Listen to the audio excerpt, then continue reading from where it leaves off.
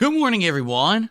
DSP here, and welcome to the Level 1 podcast. Indeed, once again, we have reached the end of an awesome streaming week here on DSP Gaming. And today, we're going to talk about how that week went, including the games that wrapped up and the games that have started, the status of every playthrough. Also, a big update on the Pokemon card openings, which have been a huge success this week, resulting in some finds, which we'll briefly look at today, and we have to determine the future, not only of Pokemon cards on this channel, because we got to figure out, am I buying more, and if I do, what am I buying? But also, we got to talk about video game playthroughs, because next week, we're going to have some openings in the schedule and some time to do some new stuff, and the question is, should we go with brand new indie stuff, or should we go down the retro path? We're going to talk about all of this, plus chill times, good vibes, a nice week-ending show, of course, followed by the continuation of 007 First Light, which everyone is wondering if it's good or not. We'll find out today. So, ladies and gentlemen, I'm glad that you're here. Sit back and relax. It's time for a week-ending episode of the Level 1 podcast.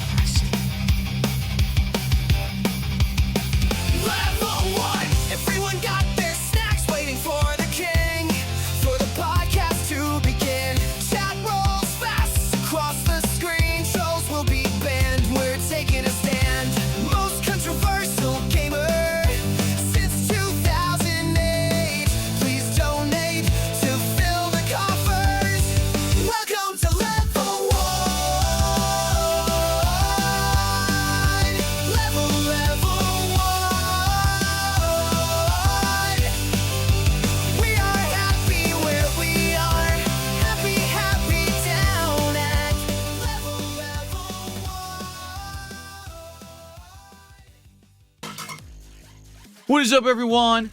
It's time for the Level 1 podcast here on Friday, the 29th of May, 2026. How is everyone today? I hope you're doing well, and if not, well, hopefully we will get your spirits up. Good stuff. How's everyone? Good morning, good morning. Welcome to the show. What a week. What an awesome week we had this week, right? It was a 6-day streaming week. Today is the final day of that streak. And we did a ton of stuff. There was tweaks, there were improvements, there was new stuff in the rotation, there were games ending. It was just an overall good one. And so I hope that you had a good time with me. And if you didn't, you'll be able to get caught up because I won't be here tomorrow. So you can get caught up on all the good stuff. Just first off, let's just recap a whole bunch of stuff that went down this week, shall we?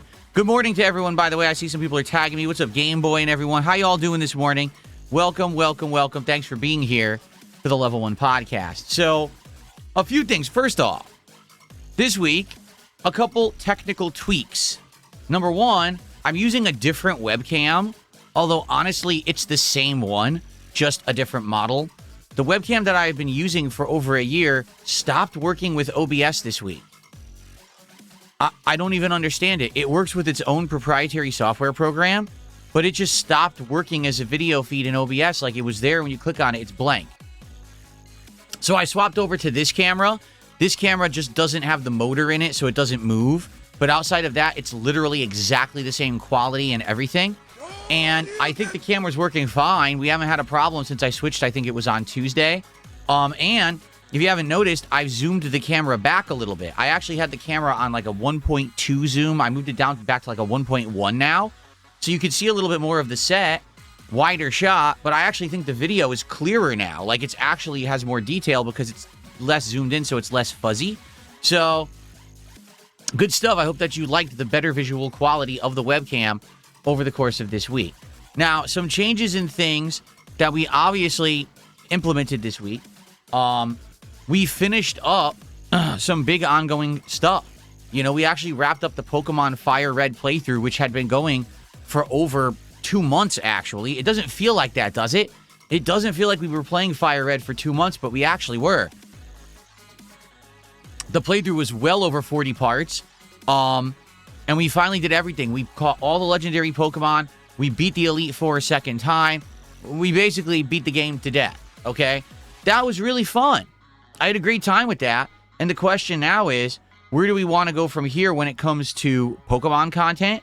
And the reason I say that is people want more. People are like, we want more Pokemon. We really love the fact that you've been playing the classic Pokemon stuff. It's been very fun in that regard, and we want more. And I'm like, okay, that's great, but like, what should we do? Should we play Pokemon Brilliant Diamond or whatever the other Pearl one is on the Switch? Should we try out Pokemon Champions? And I think right now what I'm going to do, I do want to give Pokemon Champions a shot. We played it like a month and a half ago when it came out, but we didn't really give it a fair shake because we were playing Fire Red and we didn't really want to be doing two different Pokemon games at once. Now that Fire Red is done, I want to try and see what happens. Okay, seriously, like, could it work? I don't know. It's all multiplayer. There's no real single-player experience. It's all about building a team, leveling it up, and then going online and fighting against people, right? And I'm going to need your help and coaching in order to do that. So let's see how that works. We're actually going to try that coming up next week. But there is the possibility that if Champions doesn't work, or people, you know, don't want that and want more of a single-player experience, we could just go right into like Diamond or Pearl as the next experience of Pokemon. I don't know. Let's see what happens, okay? So that was number one. Now, new stuff that we ended up doing this week. We actually did a full playthrough of The Baby in Yellow. This is the indie horror game that we tried out last week, and it ended up being super fun. We did 4 parts, and we basically beat all 4 chapters of the game. Very creepy, very, how can I say? It was way better than I thought it was going to be. Because when you hear The Baby in Yellow and you watch the promotional materials, it just seems like the whole game is going to be based about a baby who has some kind of demonic powers terrorizing you in an apartment. Well, that is part of it, but that's only part of it. It goes way crazy and more bigger scale after that. So, there you go. I hope that you guys enjoyed it. There will be a 5th and final chapter coming up down the road, and we'll play that too. So The Baby in Yellow was actually a huge hit. We continued on with Batman Legacy of the Dark Knight. Lego Batman Legacy of the Dark Knight. Because to be honest, even though it has some campy fun in it, the game's good enough that it doesn't necessarily even have to be classified as a Lego game, in my opinion. And this week was Nostalgia Week in the game.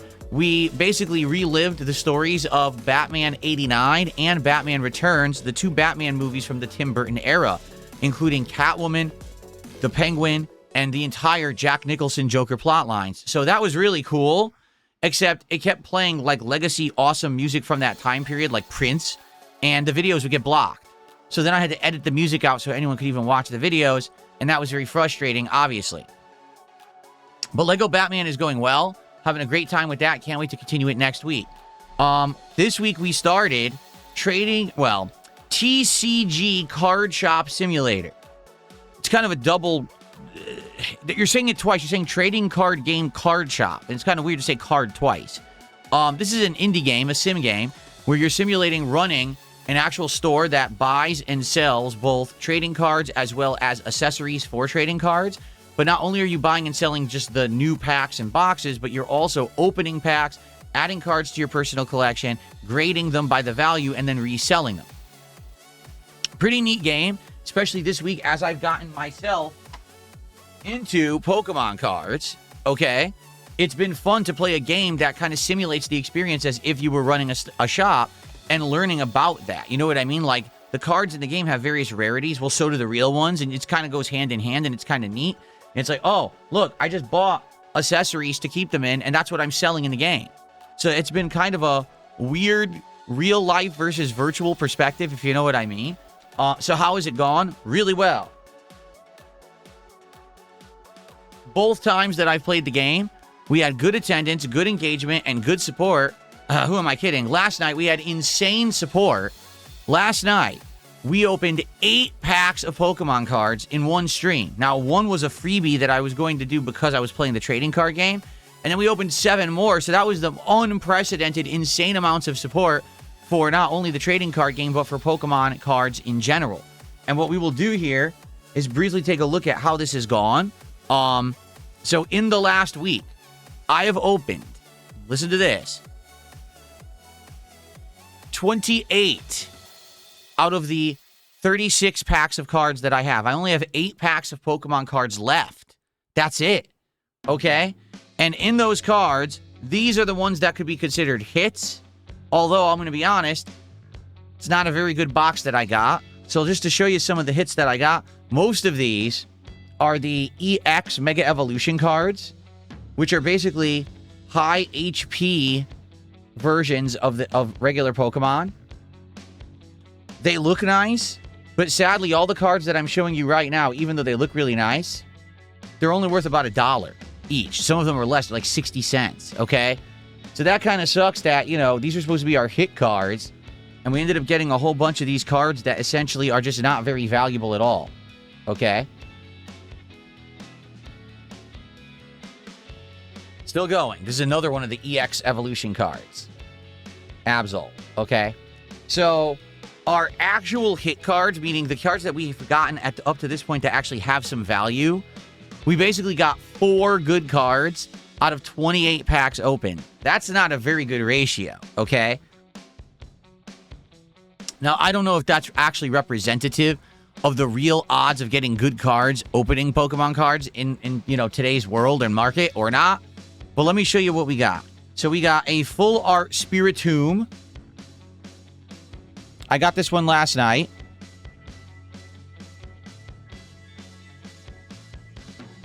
Okay. That one's worth about $2.50. I got a full art Premium Power Pro.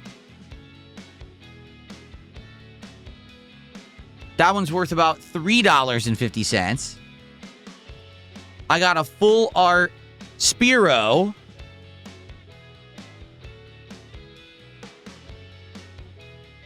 That one's also worth about $3.50. And then lastly, and this is actually the best card of the bunch, I pulled it last night, and if you can believe it, it was the last card that I pulled last night. So my overall best card that I've gotten so far opening Pokemon cards, I got at the very end last night. It is actually a Mega EX Evolution card, but it's actually considered a rare variant where it's full art and nothing is blocked by the box in front. And it is rare enough that it has good value. Let me show you. Mega Venusaur EX. It's a rare variant, and it is worth $13 and change. Okay? It's nice. It shines and everything. It's just it's hard to show you with the lighting. Oh, there you go. See that? So that one's worth about $13. Okay? So, I mean, I want you to think about this. I bought a box of Pokemon cards for $300, plus shipping, tax, all of that. So it was like $350 at the end of the day. So far, 13, 14, 15, 16, 17, 18, 19, 20, 22, 23, 24, about $30. I'm not kidding. Okay? Now, I'll be honest, it's fun opening these cards. I like doing it. It's interesting to see when you get a good pull what they look like. I have the Rare Candy app now that I scan the cards and I put them into a virtual collection, and it instantly gives me the value of the cards, and I really like that. So, this being my best card is kind of cool. I do like that. Mega Venusaur EX. It's cool. It looks very nice and everything. But we have 8 packs left. Maybe there actually is a better card in the rest of the 8 packs, because isn't it weird that we were getting down to the nitty-gritty, like the end of the box, and now I started getting hits that I got the $13 card? So maybe it's just bad luck, the ordering. You know what I mean? Maybe there actually are good cards remaining in that box. So here's how it's going to go. Today, for anyone who does a $50 contribution, we're going to open a pack of Pokemon cards out of the remaining 8 that we have left. I hope that there's good ones left. I don't know. Again, I don't know how this works. I'm a newbie to all of this. But I would hope that there are good cards left in there. Okay? Now, FYI. Already people are like, well, Phil, that's been amazing. You've done so well over the last week with these card openings. Are you going to get another box? Yes, I will. But the question is, what should I get? Because I'm a newcomer to this. I don't really understand it. And I don't know enough to know what to get. So what I need to do is ask you guys today, what should I get? Because there's all different ones. I could get another box of these Mega Evolutions, which is the box that I just got. I could get the newest box, which just came out last Friday, which is called Chaos Rising. And I think that's a newer set. Same premise that they're Mega Evolved Pokemon, but it's the newest set. There's one that's called something Flames or something like that. I don't know what that one is, and I don't know if I could even get it. But basically, I'm curious, should I get that? Because that's an older set, but it may be harder to get. Okay? So, what do you guys think? This is what I need. I need your input on this. Like, what should I get?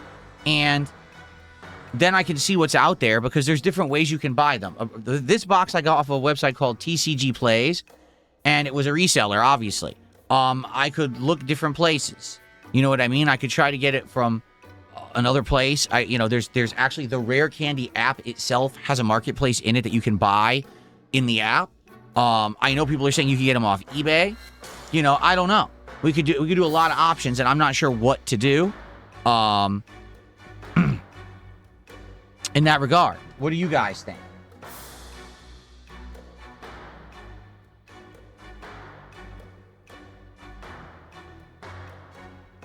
Well, most people who have responded so far have said, get the new ones. Get the Chaos Rising set. James says, get a good magnifying glass to check for reseal signs. Well, what is a reseal sign? Realistically, here's what I have left. Here's the 8 packs I have left, right? What is the sign of a reseal? I would love to know, okay?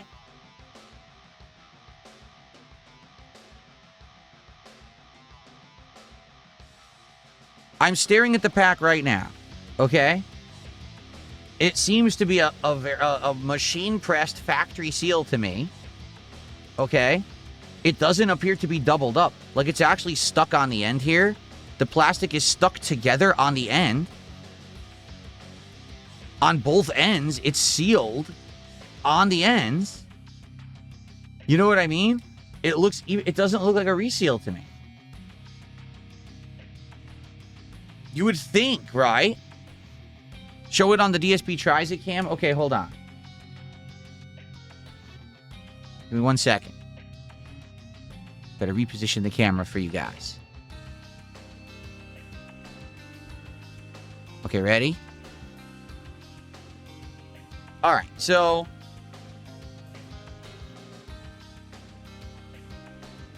here's the pack. As you can see, top and bottom appear to be fully sealed. No sign that anything has ever been loosened or anything like that, right? You can see that. Okay.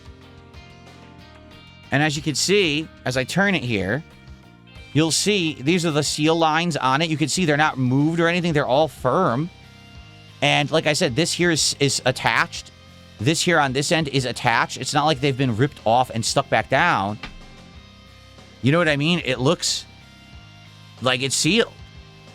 Cute Sloot says you have to rip the top and see if it has a black strip to see if it's resealed. Okay, hold on. Let me get a pack from yesterday. I have it right here. Okay? So, here we go.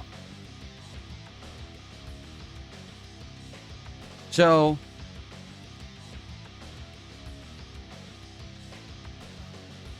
here's a pack from yesterday that I already opened. What am I looking for?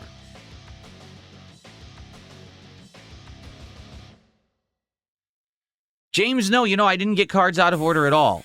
They were in order once I knew what I was doing. There was always a energy card, and then it would be the hit card, and then 2 mega or reverse holofoils, and then all the junk. The only exception is that the full art cards never seem to be the final card in the pack. They seem to be taking over for one of the reverse holofoil spots. Yeah. So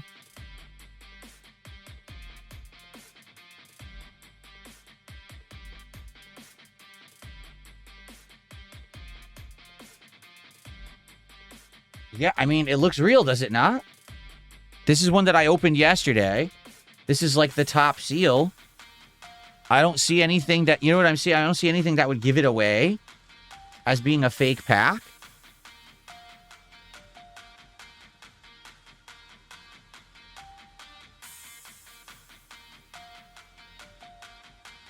I don't know. You guys know better than me. This is my very first box ever, so I don't really understand it, Like what I would be looking for. What is a telltale sign?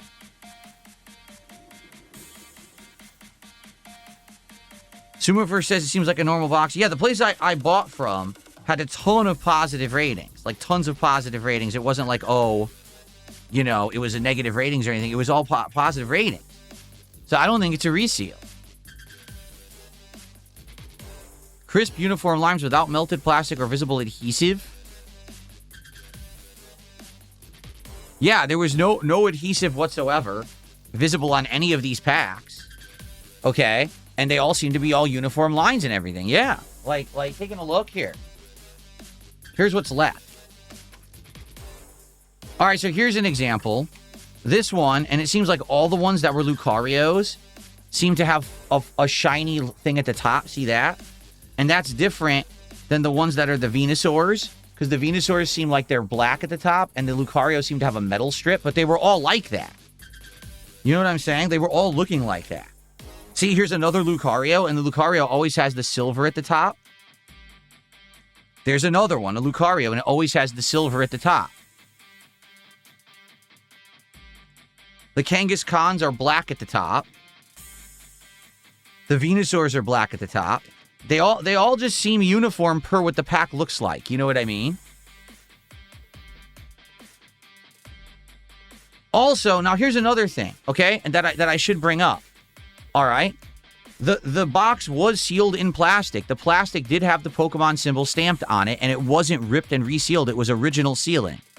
In addition, the box was intact. Like, you see how this has popped out because I've been doing it? That was intact when I bought the box. Like, it wasn't popped out, so it doesn't look like the box had ever been opened. And now here's another thing. The packs were in there. Can you see this line on the top of the pack? Let me see if I can show you at the right angle here. It's probably very hard to see, but now you can see it. Do you see that line down the center of the pack? Okay. So the packs were packed tightly into the box. And because of that, it looked like it made like a line where this line is on top of the one under it. So you could see that basically there's that shiny line on top. And I think that's because it's originally in the box. It was never removed. It was never reshuffled or whatever. You know what I'm saying? So, I don't know. It seems like everyone's a conspiracy theorist saying, oh, the reseal. Yeah, but can you prove it or what's the sign? And then you ask them, oh, I don't know. Right? So it had the Pokemon seal. The packs all seem uniform. I didn't see any adhesive on any. None of them look loose. None of them look, you know what I'm saying? They're all sealed on the top and bottom. Right there. See, they're all sealed on the top and bottom. None of them are loose there. It looked like they were tight in there. You know what I mean? So I don't think they're fake. I think this is a legit box. Also, what you got to understand, there are 8 packs left. I might have just had bad luck and not pulled the good cards yet. Like, there might actually be good cards in this box in the remaining 8 packs. The only way we're going to know is to open the rest, which we're going to eventually do. Okay?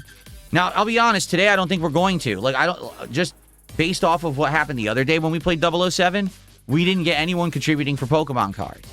I think that we're going to get hyper on Pokemon cards when I'm either playing Pokemon or the trading card game. I don't think it's really going to happen on other days. Like, I don't think we're going to get people contributing today for the cards on either stream because it's 007 and it's Friday Night Fights. You know what I'm saying? But we'll see. I mean, 8 left. It would be great to have some cards open today or even finish the box. That would be cool. But so do we agree that I should get a Chaos Rising box? Do we agree? Because if we agree, I'll order it today, and I gotta find a place that has a good or a high rating. You know what I mean? I want to order from a place that has a really good rating.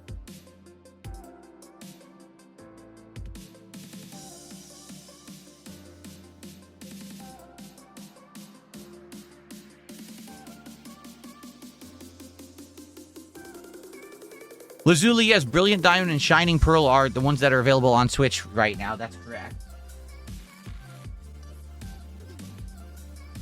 And, you know, we could either do that or we can do, Pokemon Champions. I do think I want to give one chance to Pokemon Champions and see how it goes. Okay? Draven says, Mega Charizard X EX Ultra Premium Collections box. What is that? I've never heard of that before. Whatever is the newest set? Yeah, the newest set is the Chaos Rising. So should I get Chaos Rising? I'll just do that then. Phantasmal Flames has an $800 plus Charizard. Can you get Phantasmal Flames? Here, let me check on the website. I'll go to the website I've already ordered from since they worked. Okay. Phantasmal Flames is what it's called.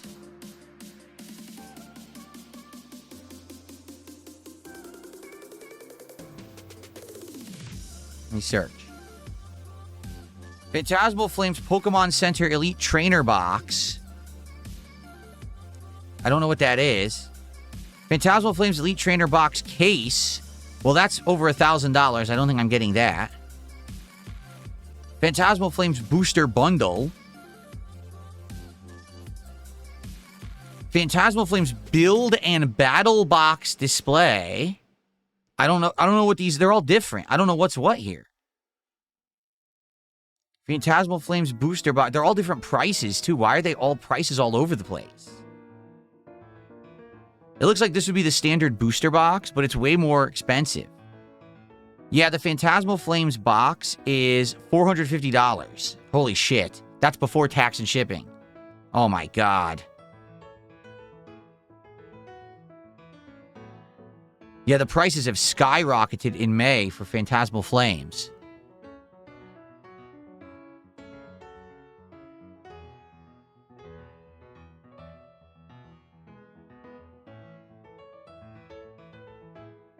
It's the booster box, right? It's the same as the box that we just bought at Mega Evolution. Yeah, it is. It's the same as that, but it's Phantasmal Flames cards.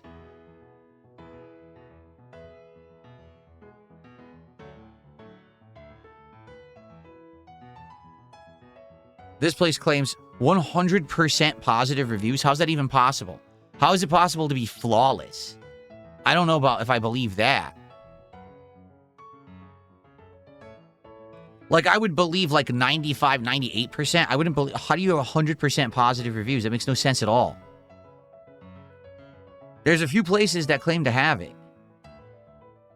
But then this would literally be an over $500 investment. I don't know about that.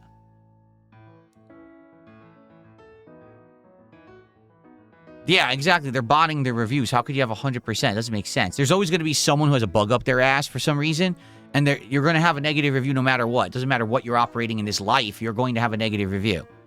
I don't know how you could be positive. That's just stupid. How can you be 100%?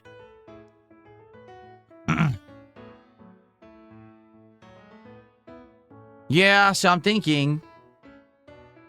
It's just too expensive. Like, that's way more. You know what I mean? That would be over $500 once I get it. So, I think I might want to do Chaos Rising. The newest box. That's the one everyone's getting, right?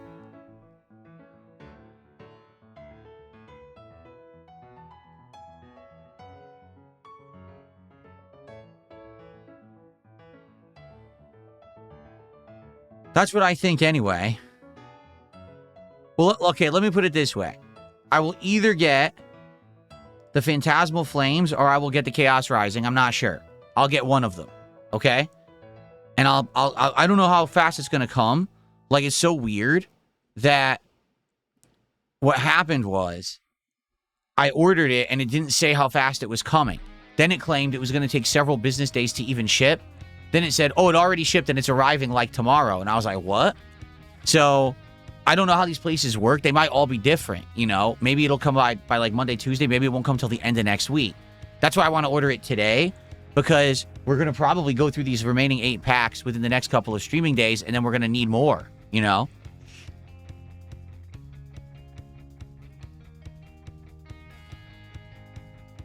Okay. Nah, Elixification, I'm not. He's a, we have a Discord. You can join this group. No. No. Absolutely not. I'm not joining any Discord group. I'm not fucking around. That's how people fuck with you, dude. I'm not stupid.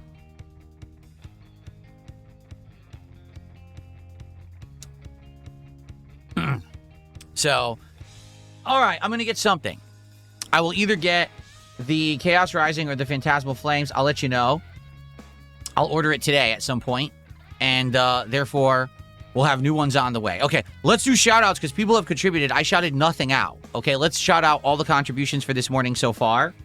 So we start with Squirrelcifer, who did a $1.50 super sticker of a salt shaker. Thank you, Squirrelcifer, for that. We have Soul at 2 a.m. who did a $5 super chat and said, I was messing around with a Ouija board last night. I think I summoned something I shouldn't have into my house. I'm sorry, you're going to have to leave and abandon the home.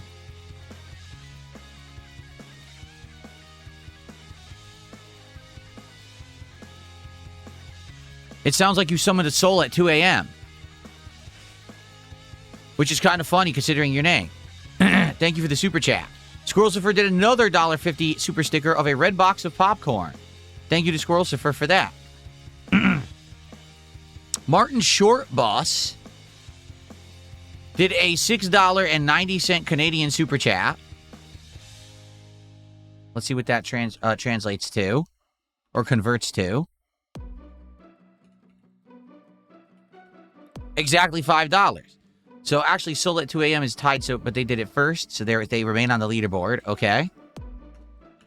So Martin Shortbus asks, isn't buying from a reseller or scalper the only option? Are there any direct-to-customer vendors or suppliers? No. Like, I'm not exaggerating. They don't do online orders for this stuff anymore because the demand was so high that everyone botted the orders. Scalpers did. So now, in order to get these at a physical store, you literally have to line up outside the store at like 2 a.m. and wait all night until the store opens in the morning. And then people get into fights trying to buy them at the stores. I'm not kidding. Like, this is the case right now. There are Pokemon vending machines. And the Pokemon vending machines are literally always sold out. The cards roll in, they put it in the machine, and there's already a line of 100 people standing behind them, desperately trying to buy every box and pack. There's no way you can buy these.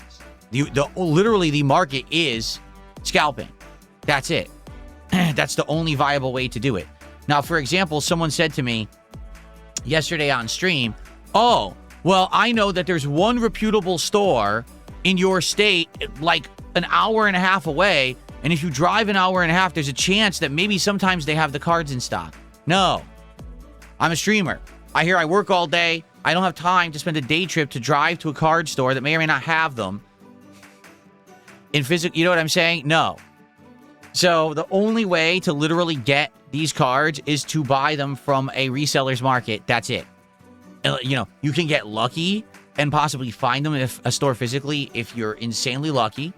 Or you can line up outside of a store every day that they stock them once every month and fight in a line of 40 other people who are all desperate to buy them because they want to resell them for profits. I'm not here to resell them. I'm just here to open them for you guys for fun. So I'm just going to buy them online, and there's nothing I can really do about that. That's kind of what we've sadly, the inevitable conclusion is that if you want to get them with any kind of, how can I say, any kind of surety, right? You want to be sure you're going to get them. Because I want to have them for content, you have to buy them this way, and you have to pay a giant premium. Because, I mean, you're right. Realistically, what's the real cost of a box of these cards?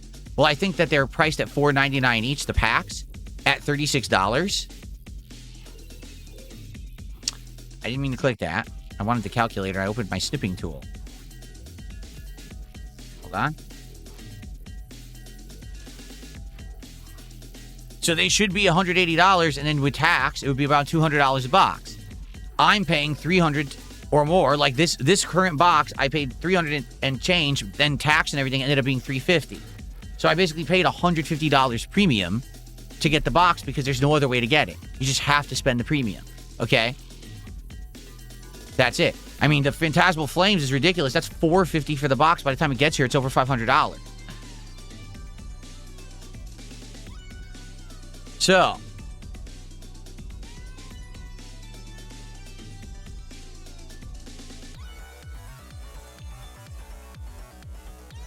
So that's the deal. Sadly, there's no way to get them without the reseller's market. That's just the state of things, you know. Pretty lame.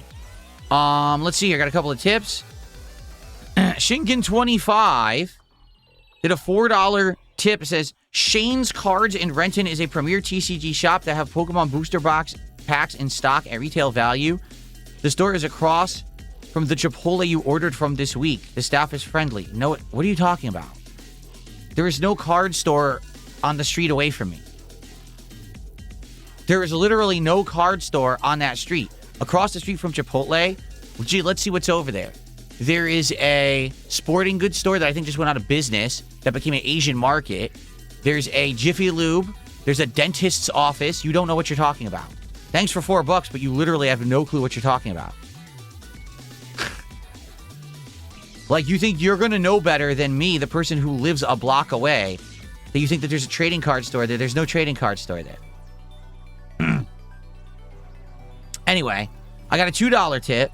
Do you chew tobacco? No, I do not chew tobacco. Nor do I smoke.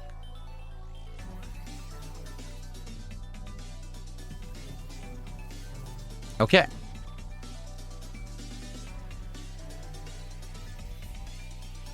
All right, guys. So, thank you for the early support. So, if someone contributes $50 today and says, hey, let's open some Pokemon cards, let's do it. It's the final 8 packs left there. And I would love, I mean, I'll be honest with you. All right? It's suspenseful. It's fun. Yeah, it's addicting, right? You're like, oh, I want to open another pack. It's just like anything else with this random chance gotcha stuff. It is addicting, for sure. So I love doing it, but I am staying in control. I'm only going to do it in tandem. Like we said, if we have a Pokemon stream, I'll open a pack. If we do a trading card game stream, I'll open a pack. And if people contribute $50 or more, I'll open a pack. Okay? But I mean, hell, can you imagine? This is how people get addicted to this stuff. They keep thinking that they're going to make big money. Obviously, that's not the case. I've opened all those packs, only 8 left out of a box of 36, and the best card I got is a $13 card. So can you imagine people who get deep into this crap and they invest and it's like, damn. You could see now again, you could see once again how this is a slippery slope of addiction and problems that people can get into, right? I will say this, not that this is a justification at all. At the very least, when you're into a hobby like this, at least there's a potential that you can get something out of it down the road. If you find that card, right, you can make some money. But in the case of like other things that are addicting, opening these boxes and packs in video games and mobile games, there's no reward ever, right? Awful. Okay. Thank you, Dark Lady God. She says she likes my shirt. Which shirt? You like this this shirt or this shirt? Okay.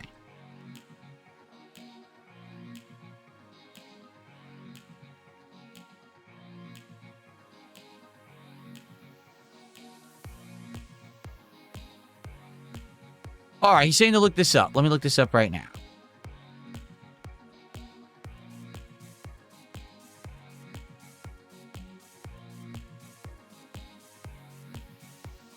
Yeah, this is nowhere near me. You're talking about, is this downtown Renton? Yeah, it is, I think.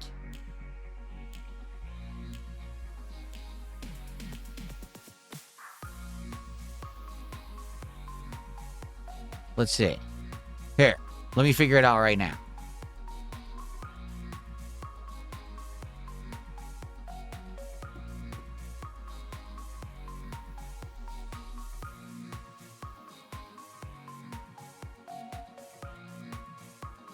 Yes, it's downtown Renton. First off, downtown Renton, just to be real with you, sucks. It's insane traffic at all times, tons of crime, tons of problems down there. It's not a good place to be. I know, because I drive through there all the time, and I hate it, okay? That's not where I ordered my Chipotle from, so you're wrong there, which is why I was confused. There's a Chipotle right on my block. That's where I got the Chipotle from. And now you've literally already said it in your second tip. You says, oh, well, you can pre-order. Pre-order. What are you talking about? I want to order cards that I can open this week. I don't want to pre-order and wait 1-2 months to get a box of cards. I need cards now. That's the point I'm making. If you want to buy something right now, you have to get it from a reseller because the reseller's already pre-ordered all the cards. There's literally no way to legit buy these cards and get them now unless you buy them from a reseller.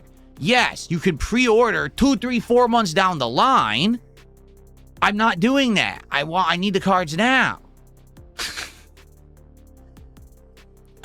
It's remarkable to me that I make a statement And then people contradict the statement, but then confirm the statement. Like I outright said, you can't just go buy the cards anywhere at retail. They don't exist. Because scalpers pre-order them all and buy them all and line up for them as soon as they show up. He says, no, you could just go to Shane's Cards and buy them. And I say, no, you can't. And then he says, yes, you can. You pre-order them.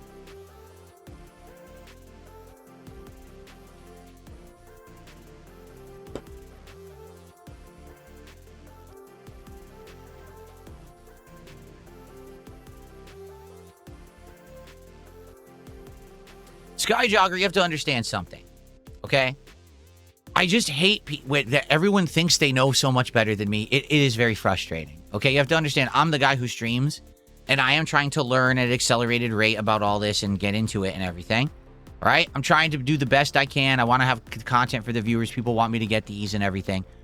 I just don't like that people like to do the, oh, I got you because I know better than you. Right? Really, I know. Here, you're wrong and I'm right. You're wrong and I'm right. And then guess what? I'm right. I'm not trying to be aggressive. I'm not trying to be mean. I know the guy wants to help, but he didn't help. He literally went in a circle to just say exactly what I've already said. Why are people always so determined to disprove what I said? Like, oh, I got Phil. See, a big own today. I sent Phil 2 tips to tell him he's wrong just to confirm that he was right. What is up with these people? I just don't get it. Okay, I'm not trying to be a jerk. It's like, dude, why do you even act like that? You know, you say, I'm trying to help, but you didn't. What you tried to do is say that I'm wrong and I don't know what I'm talking about when I'm right and I know what I'm talking about. Why are you desperate to prove me wrong? Do you think it's going to be some big own? Are you going to make a big video about it? I owned the DSP. I said that there were cards available and he said they weren't and they were. Oh, but they weren't. He has to pre-order them. I just don't understand it.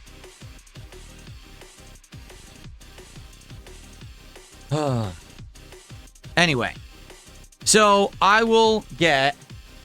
That's true. Virtual Boy defeats DSP says, don't get mad because remember, no matter what you do, you still have that pallet in the garage. You're absolutely correct. And if anyone wants an update on the pallet, in the Kick Chat, you can use the new pallet command, !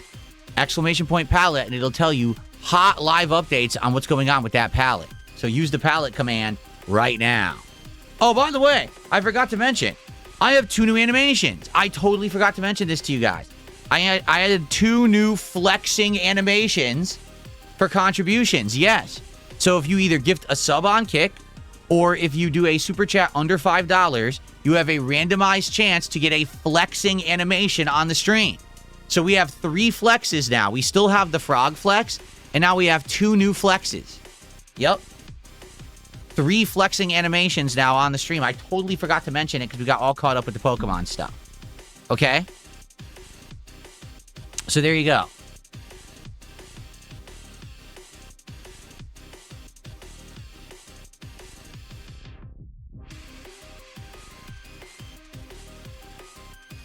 That's right. You said you wanted more flexes. I give you more flexes. I give you what you want.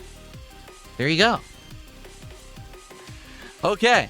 All right. So those, maybe we'll see some of those today. We'll have to see. Okay. All right. Now, the only other thing that I want to talk about on the podcast today, the definitive topic that I want to hit upon, is that next week, okay, I want to start a new game. Now, we're already going to try the 7th Guest remaster / remake. That's coming out later in the week. I think it's the 4th or 5th. So we're going to try the 7th Guest remaster or remake when it comes out. I don't know if that's going to work. I think it'll be an interesting thing to at least experiment with, but I just don't know if that's going to work at all because it is an older game. All right. And, you know, you never know with a game like that if it's going to work or not. Okay. We have a couple options of games to try.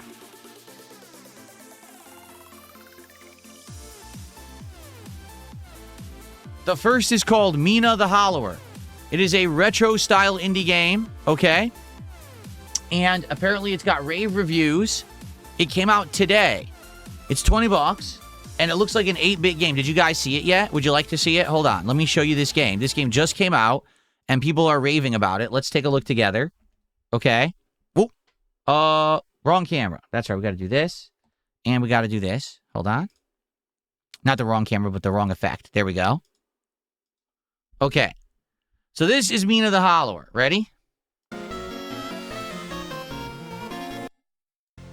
That's not what I wanted to do.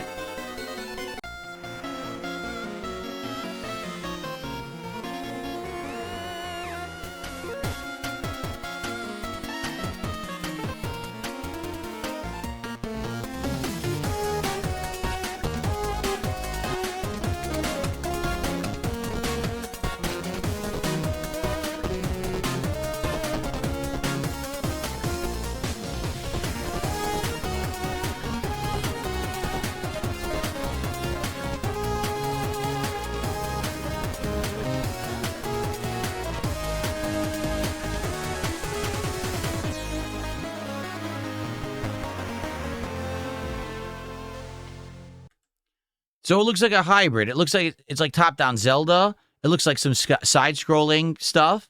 It's definitely 8-bit style, right?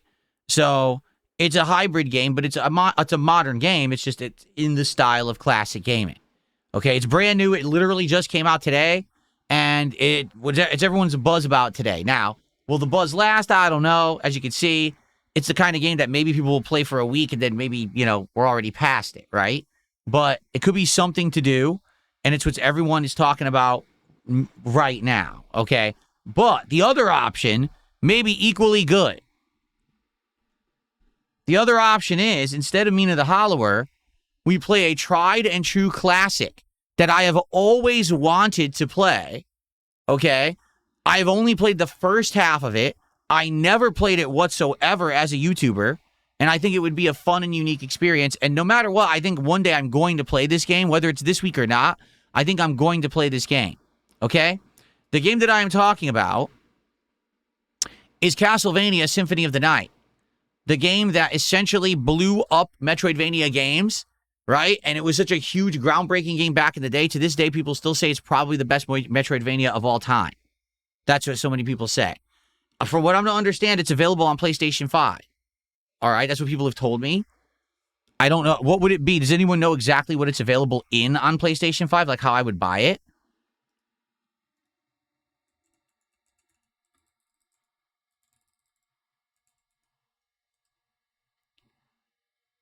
Here it is. Castlevania Requiem,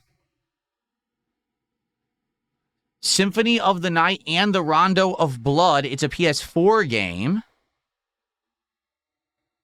It's currently on sale for $6. Normally it's $20. They're selling it for only $6 right now. Wow.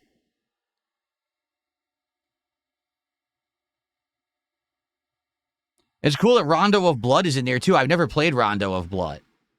But yeah. So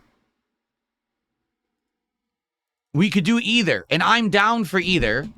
I just want to be sure that what I'm doing is what the people want. You know what I'm saying? Like, I don't want to start it, and then people are like, oh, you made the wrong decision. How dare you? We wanted the other one. We can't do both, because we're going to be continuing with 007 First Light. We're going to be continuing with Lego Batman. We're going to try Pokemon Champions, and if Pokemon Champions doesn't work out, we're probably going to try Pokemon like Brilliant Diamond or Shining Pearl. We're going to keep doing the trading card game.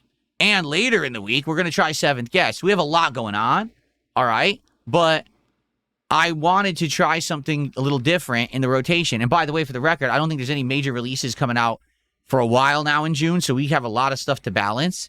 What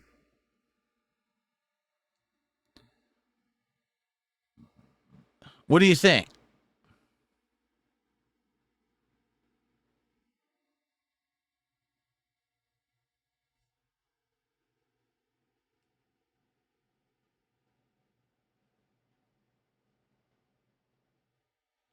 Most people seem to say Symphony of the Night. Seriously. So if that's what you guys want, yeah, I'm down. Let's do it. Let's try Symphony of the Night starting next week. I'm totally down for that, 100%. If that's what you guys want, let's do it. I mean, I'm not even kidding. We'll start it on Sunday, I think, right? Let me take a look at the schedule here. Yeah, let's do it. Let's break stuff up. And on Sunday, let's do Symphony of the Night as the daytime stream, and let's try Pokemon Champions as the late stream on Sunday. And then Monday, we'll do Lego Batman in the trading card game. And then Tuesday, we'll do 007 First Light, and dependent on how things are going, we'll determine what that night stream is. There you go. Want to do it? Let's do it. All right, I'm down. Let's go. Let's go.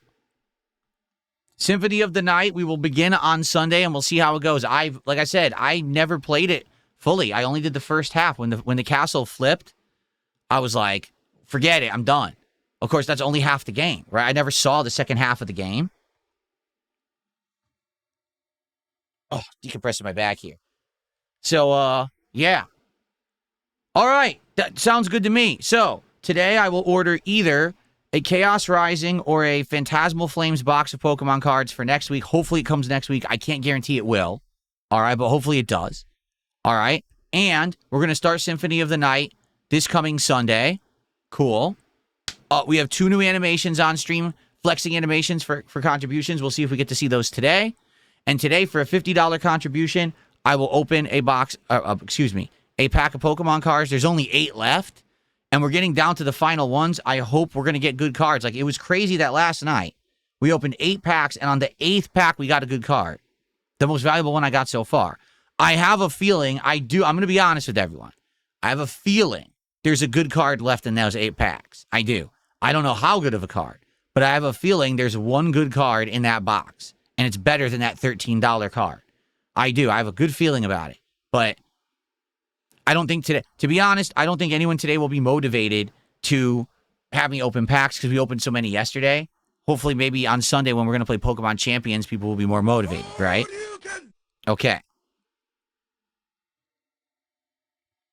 Spoon says, we'll check out the top cards in each box and get the box that has what you might like to pull. To be honest with you, I don't care. You know what I mean? Like, who cares if it's a Charizard in Phantasmal Flames or if it's a freaking Ice Cube-headed penguin in Chaos Rising? As long as it's a neat-looking card and it has some value and it's rare, that's what I care about. I don't even care what the card is. I'm not going to play the game. You know what I'm saying? It would be one thing if I was a game player and I was going to play the game, then I'd be like, oh, I want the more useful card, but I'm not going to play it. That's not the reason for doing it. You know what I'm saying?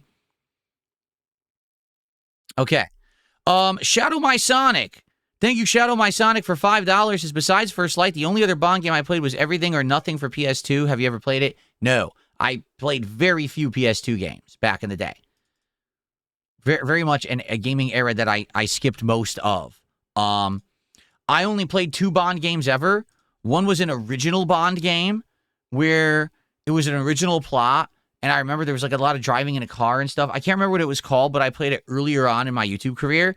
And then like a year or 2 later, there was another Bond game. And that one was you replaying the epic moments from the history of Bond, where like you'd play different versions of Bond and different, like I remember it had Goldfinger and stuff like, you know what I mean? It had like moments from those games in it that were like memorable. I remember the laser was coming at your crotch and you had to like touch buttons and you dodge the laser and stuff. So I don't remember what that one was called either. So those are the 2 that I played during my time as a YouTuber. And then, of course, I played GoldenEye. We all know how that went.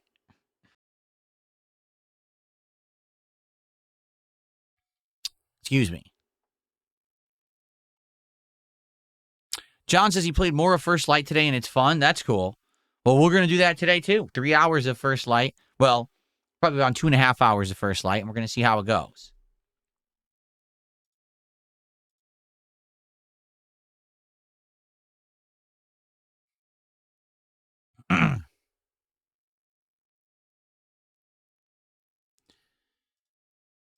Okay.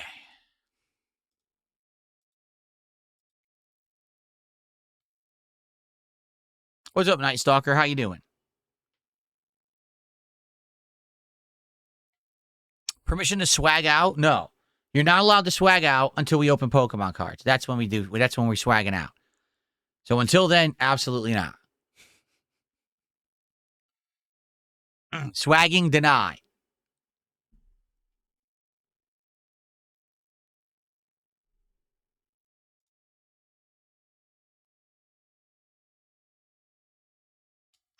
Someone just tipped $2. Says Mina is likely to be a Game of the Year contender as it's the highest rated game this year. It just came out. There's no way it could be the highest rated game this year. It's bullshit.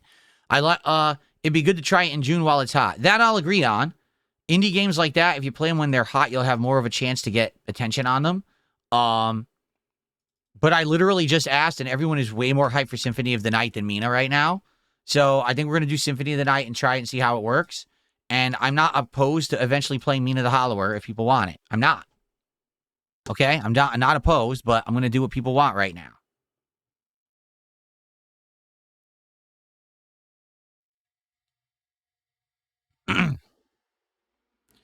Is my right arm sore? What do you mean? This arm? No. I mean, I'll be honest, I am sore. I worked out all week. Okay? Oh, we got no music playing. Let's get the music playing again. 5 straight days. I should give you guys an update. 5 straight days I used my weight machine. Okay? 5 straight. Today is my first day of breaking from doing it. I'm actually going to take 2 days off now to recuperate my body. And then I'm going to start working out again on Sunday. I'll probably do 5 straight days again starting on Sunday of next week. Okay? So how did it go? Pretty good. Pretty good. I'm doing 8 different exercises. I'm alternating between them so that I don't overwork any muscle group. All right. Immediately, I can tell you there's already been progress. Like what I started with at the beginning of the week, I've already attuned it and increased certain weight, doing more reps because I started from scratch not knowing what to do with the machine. So it's very possible some exercises I was doing way too low and others I started too high, and now I'm trying to adjust for that. Okay. The machine is nearly flawless. There's 1 or 2 weird things about the machine that I feel like there's nothing I can do about. That's just how it's designed. But for the most part, the machine is amazing. It's very quiet. There's only a few times when it seems to make a little bit of noise, which is good because that was a problem with the free weights, is that I had to keep changing the weight, and every time you change the weight, it's making all this fucking noise and everything. It's loud to go cha-ching, cha-ching, the plates. Here, you literally just put the pin in and out wherever you want. It's instant changing of weight, and it's silent. You know what I mean? Also, I can do all of the exercises in a very compact area, while previously I was trying to do exercises and I just didn't have enough room to do them with the free weights. So I can do all the exercises. There's a couple drawbacks. Drawback number 1 is the matting that I bought to put under the machine. The machine fits perfectly, but there are exercises you have to stand in front of the machine, and I didn't have enough matting to cover there. So therefore, I'm standing on the carpet doing the exercises, and sometimes it's not very good. Like, you need to actually have the firm footing and everything there, and I don't. So I ordered more of the mat. So it was like this, it's the mat that you build. It's like 6 squares. So I ordered another set. So I'm going to extend the length of the mat further into the room. So now, for example, I've been doing the seated curls, but the machine is really designed to do standing curls, but I can't do it. There was no matting or anything. So now when I have that there, I can maybe try to do the standing curls instead, which is the better form. And also there's these pull, I forget what they're called, but you just stand in front of the machine and you pull like this, and it's a back exercise. And again, I'm trying to do it, but there's no room. Well, not no room, but there's no mat to stand on. So I'm like, I'm hanging off the machine onto the carpet at a different level. So I ordered more of the mat, and I don't know when it's coming. You know, it might be another week till it shows up. So that was definitely one of the things. And the other thing is, for certain exercises only, notably the chest exercises, anything that I have to either do the press or the flies, there's this weird thing with the weight plate, because the way it's set up is that it's, I think, 14... It's either 13 or 14 equal weight plates that are each 10 pounds. And then there's a top plate. Okay? That's the starter plate, basically. That's the one that no matter what goes up and down. And then as you add the pin, it adds more of the other weight plates. For some reason, when I do the chest exercises, that top plate doesn't stay in stacked and aligned with the other weights. I don't know why. So let's say I'll do a 1. And I'll go back and I'll go to do the second rep. And when I'm doing the second rep, as I'm halfway through it, the top plate goes dink on top of the other plates. I'm like, what the? And you can feel it. Like, that's not supposed to be. They're all supposed to be aligned. Why is that plate kind of like running behind the top plate? Okay? Now, there's nothing wrong with the machine. I've checked it. I've made sure everything is done properly. I think they just designed it that way because every single other exercise I do, that doesn't happen. Like, I could do all the back exercises. I could do all the arm exercises. I could do the leg exercises. It never happens. It only happens on that one exercise setting that, you know, the press or the butterflies, because it's using the same weights and the same, cables. So I have no idea why it's doing that. What I found is I can negate it if I do it very slow. So if I do slower reps and I just go slowly back and then slowly forward and slowly back, it seems to not do it as much or not affect me as much. So now what I did is I increased the weight, okay, so that when I'm doing those reps, I basically have to do them slow because I'm pushing so much weight, I have to do it slow. And it doesn't seem to be that much of an issue. So it's good. Like, over the course of this week, I've been doing, again, 5 nights. So 3 nights I did one set of exercises, 2 nights I did other sets of exercises. And it's nice. And the thing is, this is a good thing. The max weight that I'm using right now is about half. Like, no exaggeration, it's half of the capacity of the machine for one of the exercises. And the others are very low because, again, I've never done these exercises before. My muscles aren't used to doing these kind of exercises. This thing, no lie.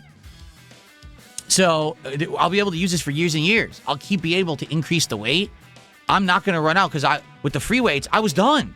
With the free weights, I had maxed them out. I literally couldn't do any more. I would have had to buy another set. And even then, with free weights, it looks like the most you can really get with free weights is around 70 to 80 each. With this thing has up to 200-pound capacity on almost every exercise. So this is wild how much use I will get out of this over the years because it has so much flexibility and so much weight. I love it. Like, this is going to be really, really useful.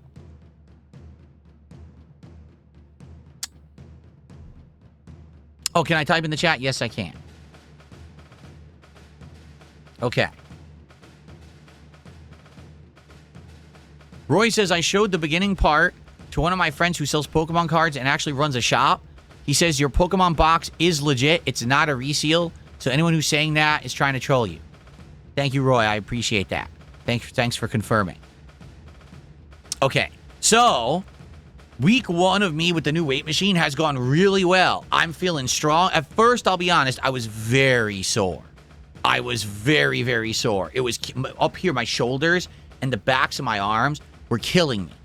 But now that I've done it all week, they're used to it and they're feeling good. So now I cannot wait for the future. I'm probably going to do 5 days a week working out and 2 days off. That's what I'm thinking I'll do.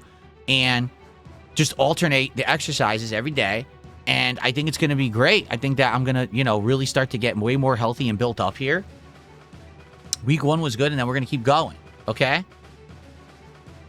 Good stuff.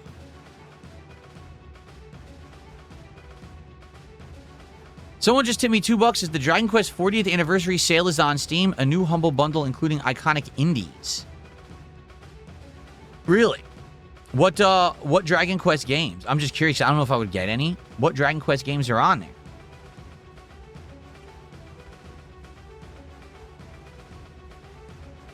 Let me see.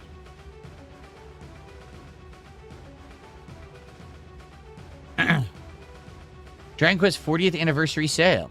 Weekend deals. Let's take a look.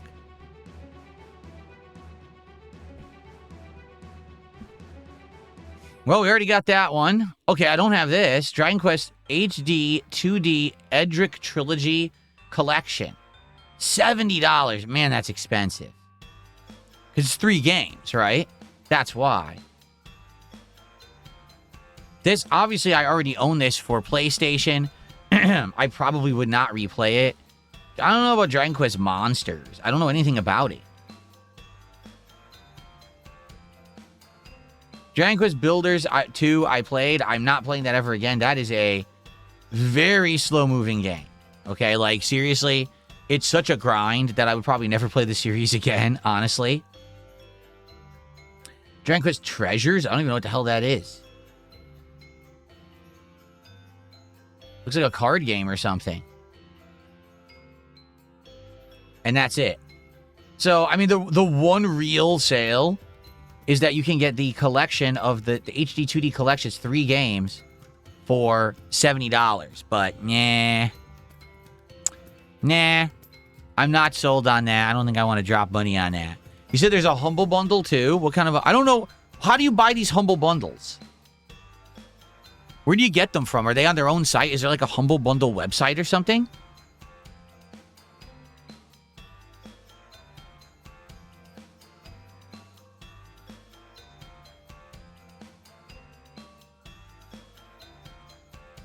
Yeah, Humble Bundle website. Here we go.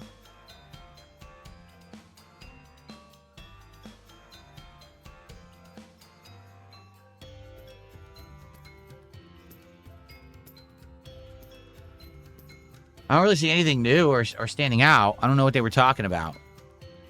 Yeah. Bundles. Games.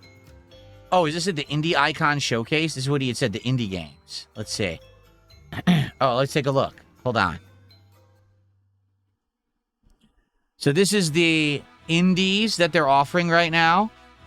Bloodstained, which was that game that was from the original makers of Castlevania. They wanted to make their own game. Risk of Rain Returns, Citizen Sleeper. Super Hot I've already played the entirety of. Celeste I had on Game Pass. We tried it once, but people didn't really like it, so I never went back to it. The Witness, Slime Rancher, and Starbound. Yeah. Nah, I don't think so. I don't think many of those games really stand out. For me anyway, so I probably wouldn't get that. I appreciate, you keeping me in the loop. Jade, what's going on? Good to see you, Jade. Welcome. So someone tipped $2. I think things are going to ramp up more this first light stream now that we're starting to get out of the tutorial and more into the Hitman-style missions with multiple ways to complete them. Okay. I'm glad to hear that, and I hope that it does pick up and gets interesting. I hope so.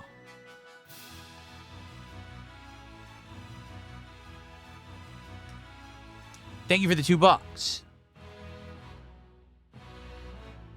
Okay.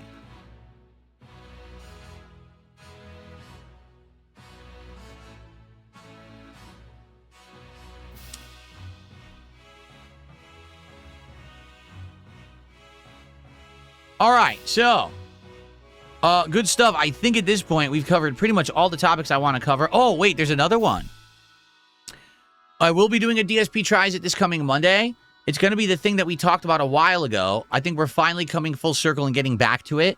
Okay? It is Chico Chicken. You might say, what the hell is Chico Chicken? It is a Korean fried chicken chain that just opened right near me. Okay? So I'm going to get it this coming week, and I'm going to try maybe 1 or 2 variations of their fried chicken, different flavors, and their sides. So we will do that as the DSP Tries It this week on Monday. And I don't know what to do after that. Okay? But that will be the next one. Okay? Cool. Okay. All right. So, now what I would like to do is open up the show to some Q&A and hanging out and interaction. I've covered pretty much everything I wanted to cover. But I want to see what else you guys want to chat about. Oh, there will be a new background. I'm going to refresh this side of the setup. I don't know what it's even going to be yet, but I'm going to refresh this side of the setup. And I'm going to have new animations for summertime when I come back on Sunday. Okay? So it'll look a little bit more refreshed because, summer starts in about 3 weeks. And we've had the springtime stuff now for quite some time. So I feel like it's time to spruce things up and make things look a little different. I have no clue what to even put over here right now. But it'll be all new. Like, I'm going to have different sign. Everything will be refreshed for the month of June. Okay?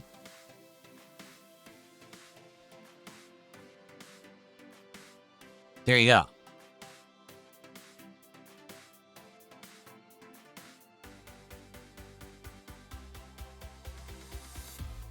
Maria, I don't know what you're talking about. He says, would you ever go to Diamond Gym? What are you talking about? What's that?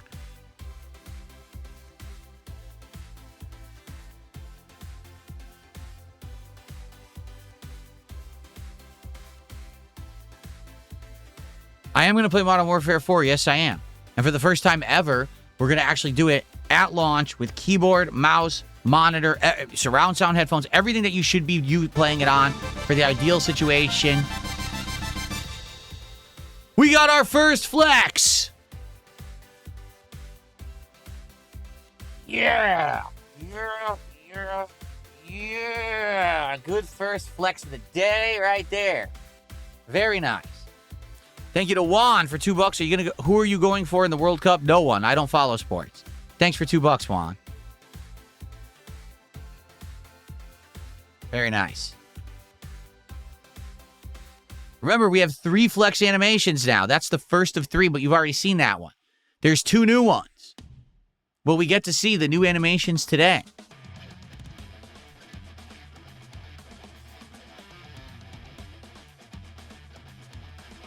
Very nice. The Gothic 1 remake didn't come out? I heard... Oh, sorry about the yawn. I heard about this. The Gothic 1 was being remade, but I don't really know much about it.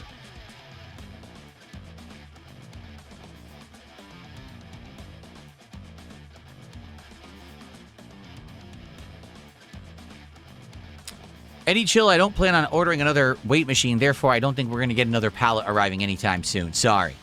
I know you're very excited about the pallet. It's very exciting to you. You've obsessed about it all week.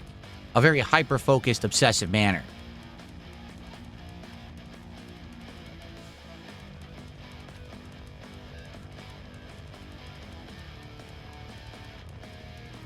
Can you request a specific flex? The only flex you could really see is the bicep. Like tricep. How do you flex your tricep? Like, how would I even do that? I don't even know how to flex the tricep properly. You know, I really have no clue. I don't know. All I know is how to flex the bicep. That's it. I don't know how to flex my tricep. My triceps are decent now. They're not, you know, they used to be terribly and small, but now, look, you can actually see the definition there. See it? You can see the tricep there. I've got some definition. There it is. You can see it there a little bit. But I really don't know how to flex it properly.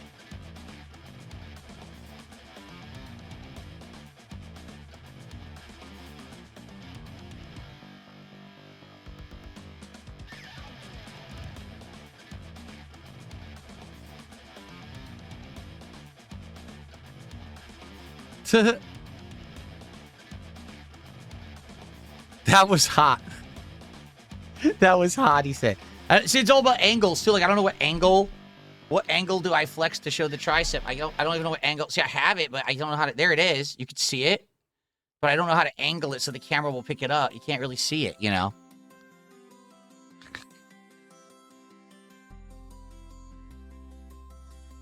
There are 8 Pokemon packs left in this box of cards, and I'm going to order a new box today.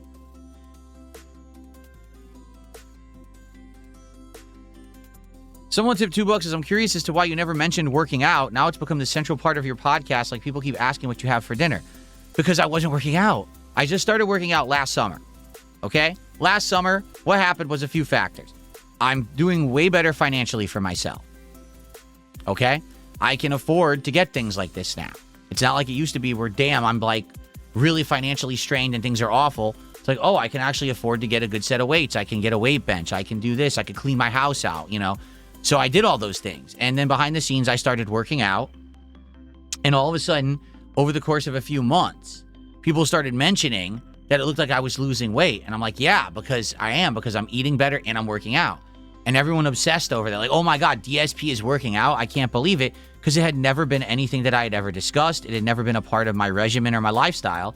And now it is. You know, it had been in my 20s. That was the last time that I actively worked out, was literally in my 20s. So me actively doing it again, people started freaking out about it.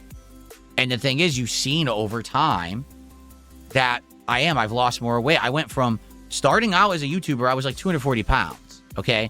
And my weight fluctuated back and forth. You know, just a couple years, 2-3 years ago, I would say I was probably still around 220-ish, right? And then I fluctuated between like 205 and 210 for a long time. Well, in the last couple of years, because I completely changed my diet and now I'm working out, I'm down to like 170 to 175. I haven't actually weighed myself in a few weeks, but I was down to, last time I weighed myself, I was 173. And that's because I lost all the weight. Like, I have lost almost all of my fat, which is awesome, obviously, right? So, now people are obsessed about this because they keep asking me, oh, you're working out. What are you doing? How's it going? Can you flex? Can you do this? That's what happens. People want to blow up something because it's not the norm. Does that make sense?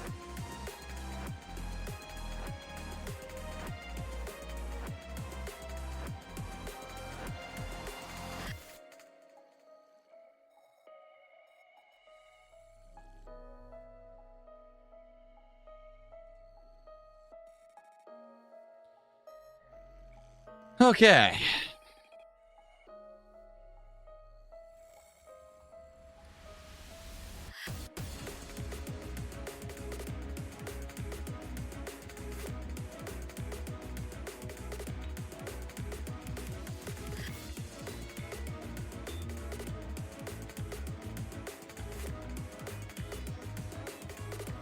Oh, I've already said that when the new Call of Duty comes out, I will consider playing with Mad TV. Yeah, I'm not opposed to that. The guy, he plays Call of Duty like crazy, right? He's got to be really good for as much as he plays it. So I would team up with him and do some lobbies with him. Sure.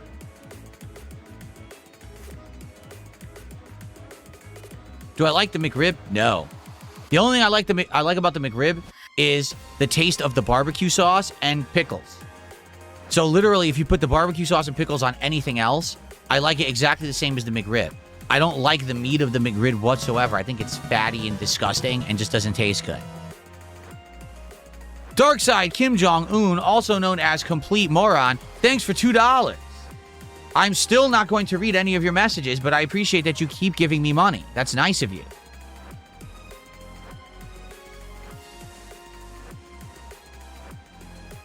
Mad TV says, is a workout stream imminent? Stream? No. I can't. I probably wouldn't even be able to stream from in there.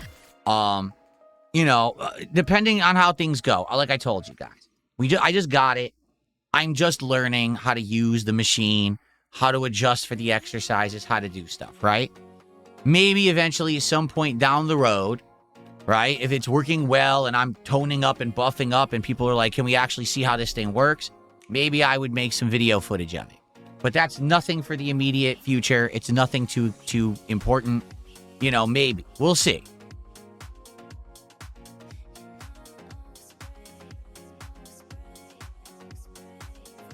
I didn't say no room for a camera. There was definitely room for a camera in there. It just wouldn't be like wide shots. It'd have to be like closer up, which isn't going to look so good. But I have the selfie stick that turns into a tripod. I could use my phone to film some stuff. Darkside Dabbing, I've used the exercises that are given to you with the machine. Like the machine has a listing of exercises with pictures and everything. And so I made a program that I built out of the exercises. I think you could do like 10 to 12 exercises on the machine. I'm currently doing 8. So I've already went through it. I'll quickly go through it again.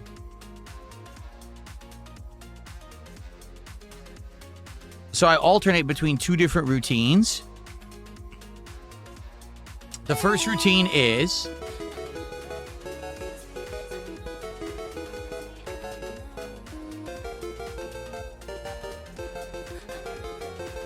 there we go. Yeah.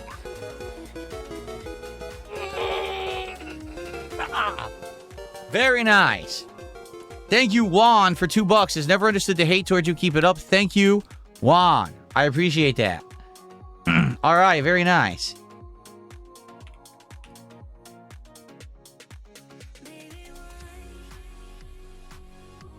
Well, the pecs is what I got to work on. You guys have to understand, I have not done any kind of like chest exercises regularly for a long time. I just started getting into it. My chest is, I got to build up my chest a lot. That's for sure. My chest is lacking. I will outright admit that. But I'm going to buff up with this machine. It's going to happen. It is going to happen. So there you go. So what was I saying? Oh, the exercises, right? So here's what I do. One day I will do the seated chest press, the wide lateral pull downs, the abdominal crunches, and the standing downward row. So that isolates your chest muscles, your shoulder and back muscles, your obviously your abs, and then your triceps. Okay?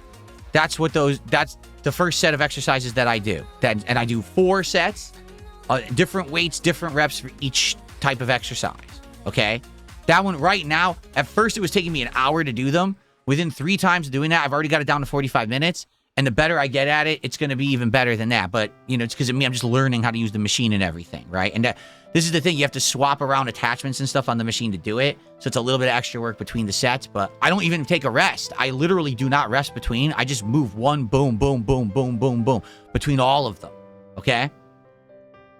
The other day, I do the pectoral flies, the seated bicep curls, but I want to do standing eventually, but I can't yet because I need to get more of a mat. Leg extensions and single arm cable row. So the pectoral fly is chest again.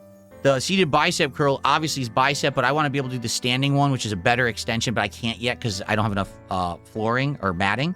Leg extension is very simple. It's just leg raises with the weight on them, so that builds up your quads. and single arm cable row. So that's when you're standing and you have it and you just pull back like this from a standing position and you build up your entire shoulder and all of that. Not your shoulder, excuse me, your back muscle as you're doing it. I think it is your shoulder too, but it's your back and shoulder. So yeah, and again, all those exercises are completely different weights, completely different amounts of reps, 4 sets each. All right, so I alternate between those. So I did 3 of the first set and 2 of the second set of exercises this week. When I resume on Sunday night, I'll start with the second and then go back to the first. So I'll just alternate week to week. So that's what I'm doing right now. Okay. And after I get, once these exercises get too easy, you put on more weight, you add more reps until you really build yourself up. That's how it works. Now, eventually I may do more because there's some exercises I'm not doing. For example, I know that you can do one with your feet. What you do is you put this attachment on your foot and you're standing in front of the machine, you just bend your leg back, and basically you're pulling that way. It's a completely different kind of exercise. But again, without having matting there's no way I can even attempt to do that exercise. So I need that, and then I think there's a few more too, but I'm basically doing the biggest ones.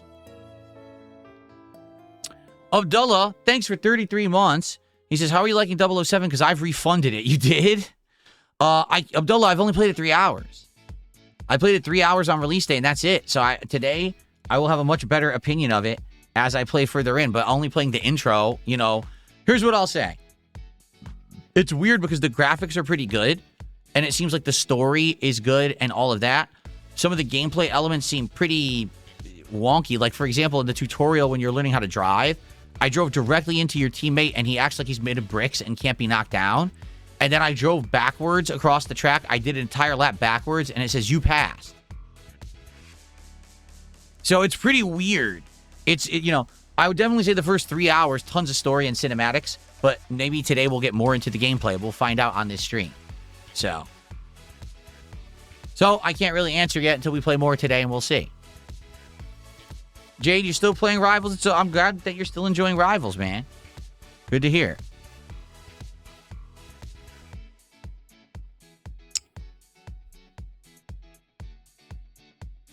All right, so for the record, all right, we're in the home stretch of the podcast, probably at most another 30 minutes, but if we run out of topics, that's fine. We'll end early. This would be your last chance if you're interested in seeing me do an unpacking of Pokemon cards for a $50 contribution. Now would be the time to do it because I'd prefer to do it now on the show rather than have to stop later during 007 gameplay. But at the same time, I'm not expecting it at all. Like, the same as Tuesday when I played this, I don't think the people who care about Pokemon cards are coming to this stream. Right? They don't care about 007. They don't care about Friday Night Fights later tonight. They'll probably be back on Sunday. Abdullah says, Ingrid is really fun. I don't care. She looks terrible to me. The game at this point, I have no interest. Really, I have zero interest in Street Fighter 6. I'd much rather play the oldies. Retro Danny, how are you? It's good to see you. He says, how was the podcast today? It's going good. How's working out for you? It's going good. I work out as well 4 days a week from 11 to 12 hours. Huh?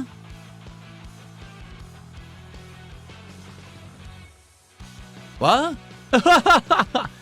You work out for 11 to 12 hours? That's a lot. Are you a professional athlete? You work out 11 to 12 hours a week? Like, I worked out...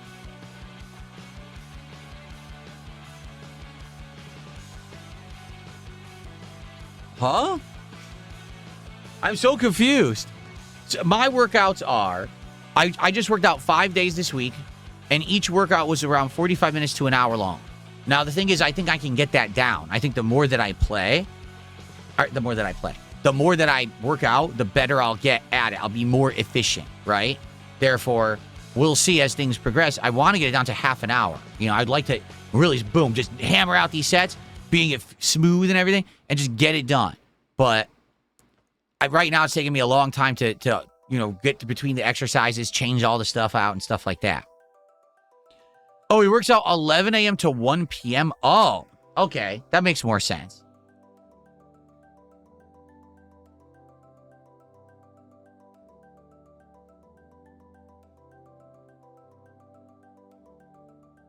No, I don't like Street Fighter 5 at all. Listen, I do not love Street Fighter 6. I have a love-hate relationship with it, where there's sometimes I play it and I have fun, and sometimes I hate it, okay? But Street Fighter 6 is at least a playable game. You know, I don't like playing it that much these days, but maybe I'll go back to it eventually. Street Fighter 5 I hate. Like Street Fighter 5 I still to this day I think is the worst numbered Street Fighter. I really think it's just terrible.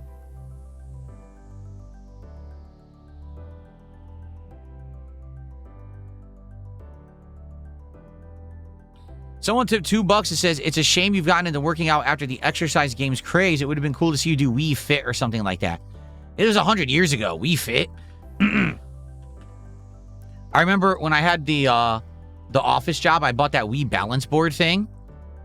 And I tried it a couple times. I was like, this is stupid. I gave it to a coworker. I just gave it right to him. I was like, I don't want this piece of shit. Take it.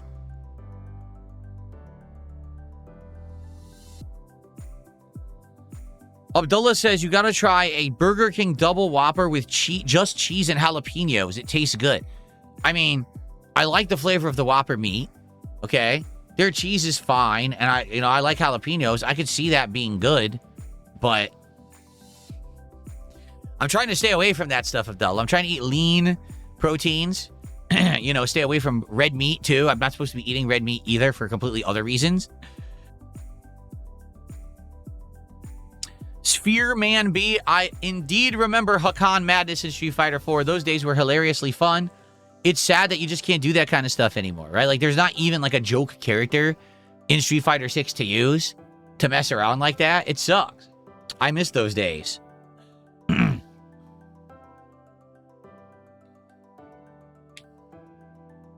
Thoughts on the Street Fighter 5 art style? Atrocious, awful, worst art style I've ever seen.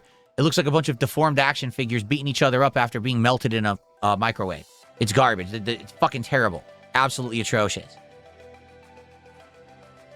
Oh, Street Fighter 1, 2, and 3, what's my favorite? 2, because that's my favorite of all time. The one that started the competitive craze of fighting games. It'll always be 2.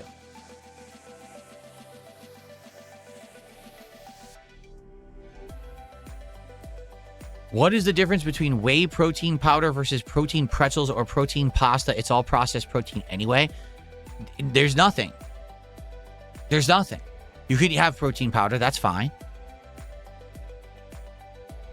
There's nothing wrong with the whey protein powder. I'm trying to consume extra protein through natural means, meaning I eat a lot more like turkey, chicken, etc. Today, guess what I'm having for dinner?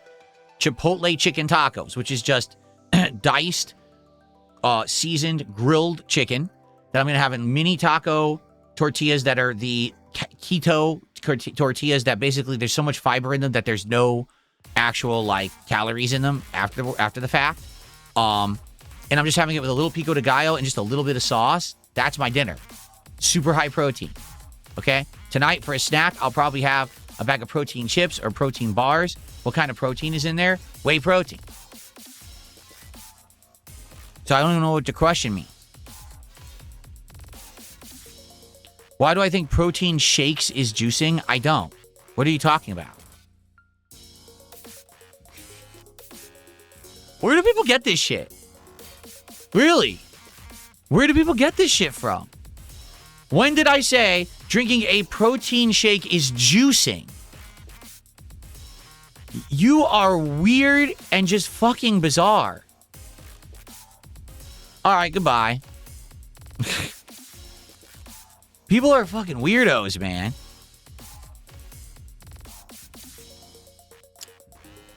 All right, are you ready for the reality of what I actually said? Here's what I said. I'm going to try to do this more naturally. That means I'm not going to be drinking protein shakes, creatine shakes. No, I'm absolutely not going to be doing any kind of steroids or anything like that. My goal is to more naturally just adjust my diet, eat things that are higher protein, and work out. Not that, oh, I'm working out, so now I have to time it perfectly so that I'm ingesting at exactly the right time the amount of calories, and then as soon as the workout ends, I chug a protein shake so that it rejuvenates the muscles perfectly, and this and that. I'm not getting that seriously into it. I'm not trying to bulk up and roid up. Okay, I'm not. I'm just trying to get healthy. The goal is to become physically active and healthy because I'm able to do it here in my my midlife. Does that make sense? I'm middle-aged, and I can do it now because if I do it now, it will help my body to have better bone density, to have better health, less joint pain, more flexibility, less issues with my back and everything. As I get older, I'll be better and healthier, and I'll live longer, right? To have this metabolism and this blood that's flowing properly rather than sitting around, clogged arteries, fat fuck, loser. I'm not going to do that anymore. I refuse. In fact, I've already made a dedication. I'm not going to go back to that lifestyle under any circumstance. Okay? So, yeah, I'm changing my life for the better, but I'm not getting so serious about it that I'm going to be, I have a regimen of timing of everything that I do perfectly during the day, and I can't even splurge to eat this fast food for DSP tries it once a week. Oh, no, I can't do that. And I'm going to be taking creatine at certain times and protein shake chugging and all. No. I'm not going to be doing that. I'm not that serious about it, and I'm not looking to bulk up. Like, are you going to be like Arnold Schwarzenegger? No. I'm not looking to be a bodybuilder. I'm just looking to be fit. That's it.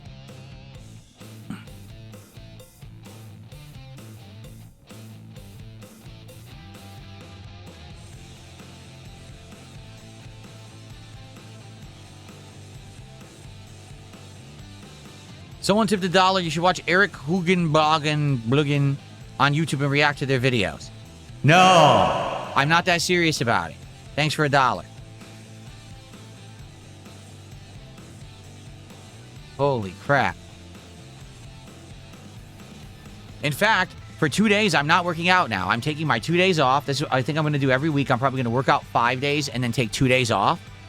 And I don't want to think about it. I just worked out 5 straight days. For about an hour a day. That's enough. Now I'm going to just relax, unplug.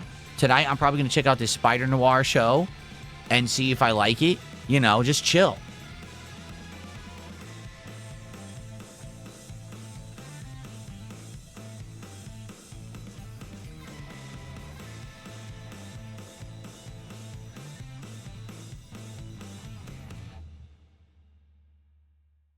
Okay.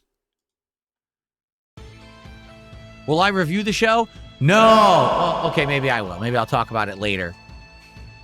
Maybe I'll talk about it later after I've actually watched it. But for now, I'm not committing to anything.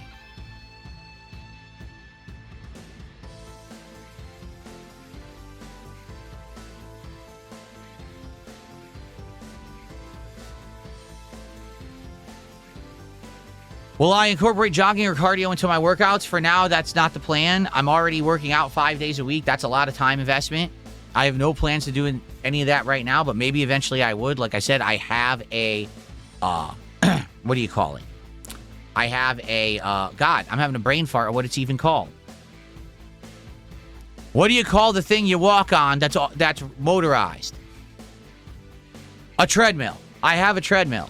It's just folded up and in storage. Like, haven't used it in a long time, but I could use the treadmill if I want. I could also jog if I want. I have a very good private neighborhood here. I could just jog around. So, I could if I want. But no, I have no plans to do that right now.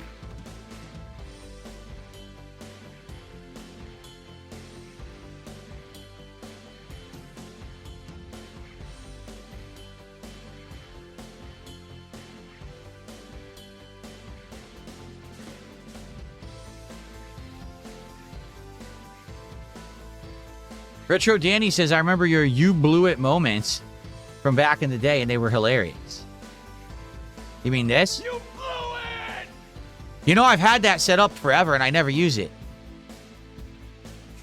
I've literally had that set up since the day I started using my new setup here, and I never use it. I forgot completely about it until you just mentioned it right now that I even had it.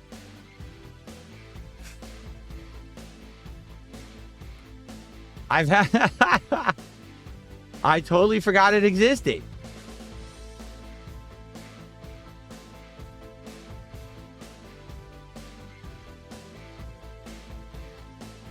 Now I got to remember that I have it so I can use it in content.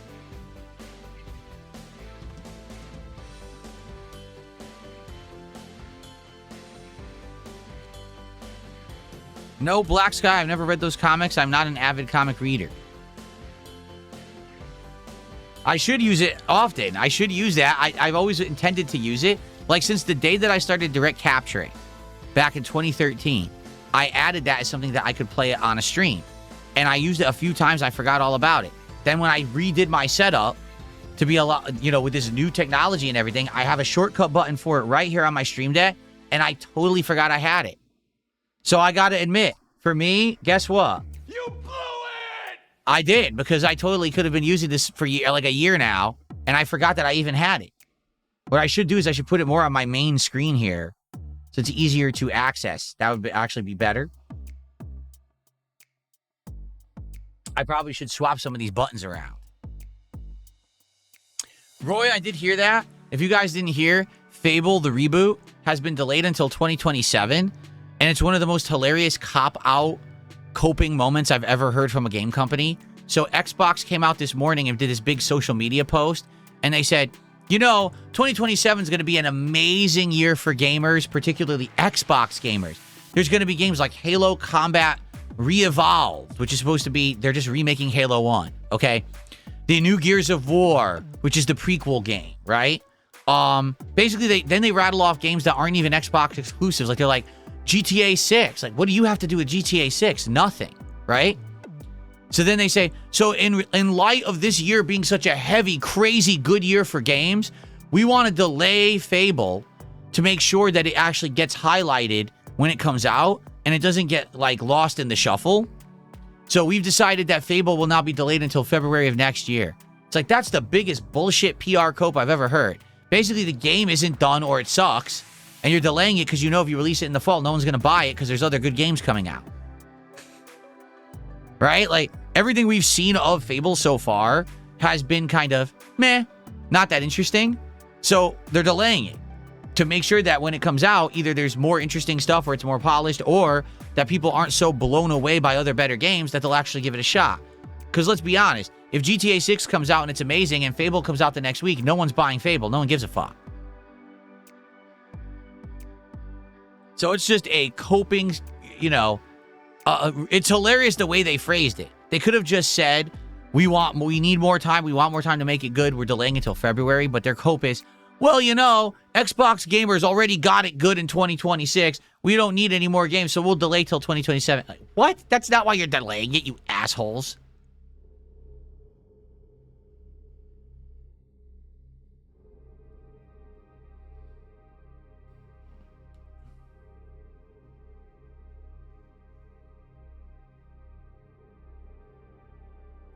Now, you see, that is the problem. Unboxing Brum says, I was hyped for Fable when they announced it originally, but now that I've seen the new stuff about the game, I'm unhyped already. The problem is, these game studios are making this critical flaw. They're announcing shit way too early without an ETA of when a game is coming out. There's no point in telling us you're working on a game if you have absolutely no clue where the game is going, what it's going to be like, and when it's going to be ready. I don't need to know about it. Keep it a secret then. Tell us when you actually got something that's been cooking and is almost ready to be served. Then you tell me about it so I can get hyped and excited for it, and then you'll have a press cycle, PR cycle, where you hype it. Not, tell me about a game 4 years ago, drip us with tiny bits of information, nothing that's going to satiate our appetites, right? Just keep us pissed and hungry. And then by the time eventually you're going to give us the game, we don't care anymore, or we're going to be disappointed because you made us wait too fucking long. You know? Like, let's be very honest here. It doesn't matter what Bethesda puts out. Elder Scrolls 7 will be disappointing. At this point, it literally doesn't matter what they put out. They could put out the best Elder Scrolls game ever made, and it will still be a disappointment because you kept us waiting too long. And that's their fault. 1,000,000%, that's their fault. They could have had it out way earlier, or they could have never announced it. But when you make an announcement and you have absolutely no information about it for such a long period of time, no one is going to like the game anymore. They have completely destined themselves for failure, and it's their own fault because they have no idea what they're doing. So, you know, there you go.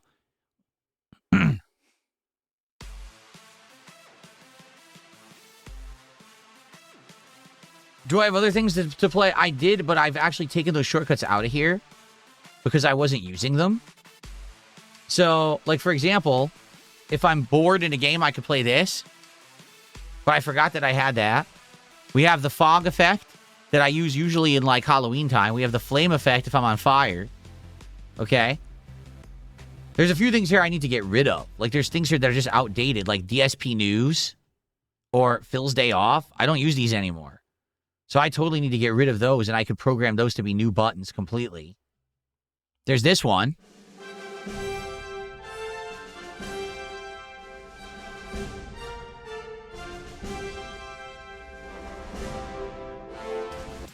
For the life of me, I can't remember what that one was from. Did I ever use that one? I don't think so. I think that was just a stock thing that I had at some point. So.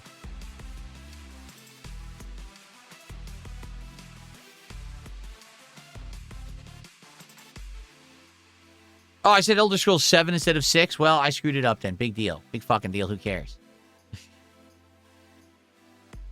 It still stands to reason. It doesn't matter when it comes out. No one's going to... People will care and play and be like, this sucks. Because you built up so much expectation with the amount of anticipation, they'll never, ever satiate what people want. You know what I mean?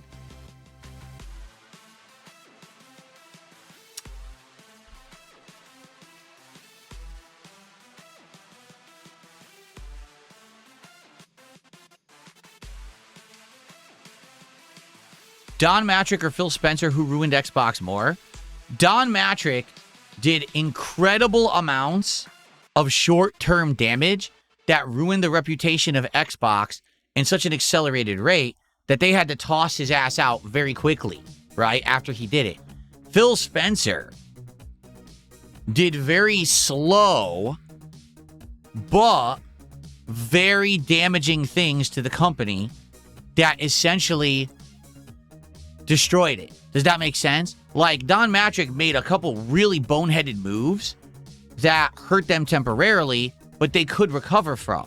Phil Spencer's ingrained way that he ran things, the hands-off, I'm your bro kind of nonsense, you know, make profits at any means possible, even if it means that we forget that we're supposed to be a game company, you know, those kind of things.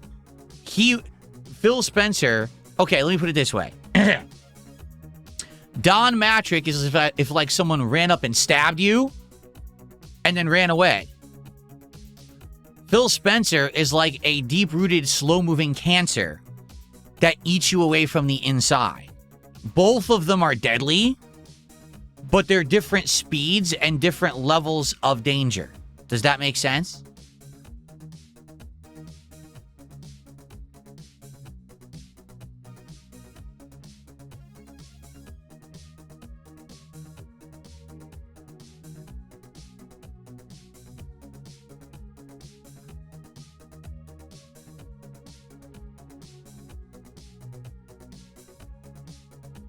Barely.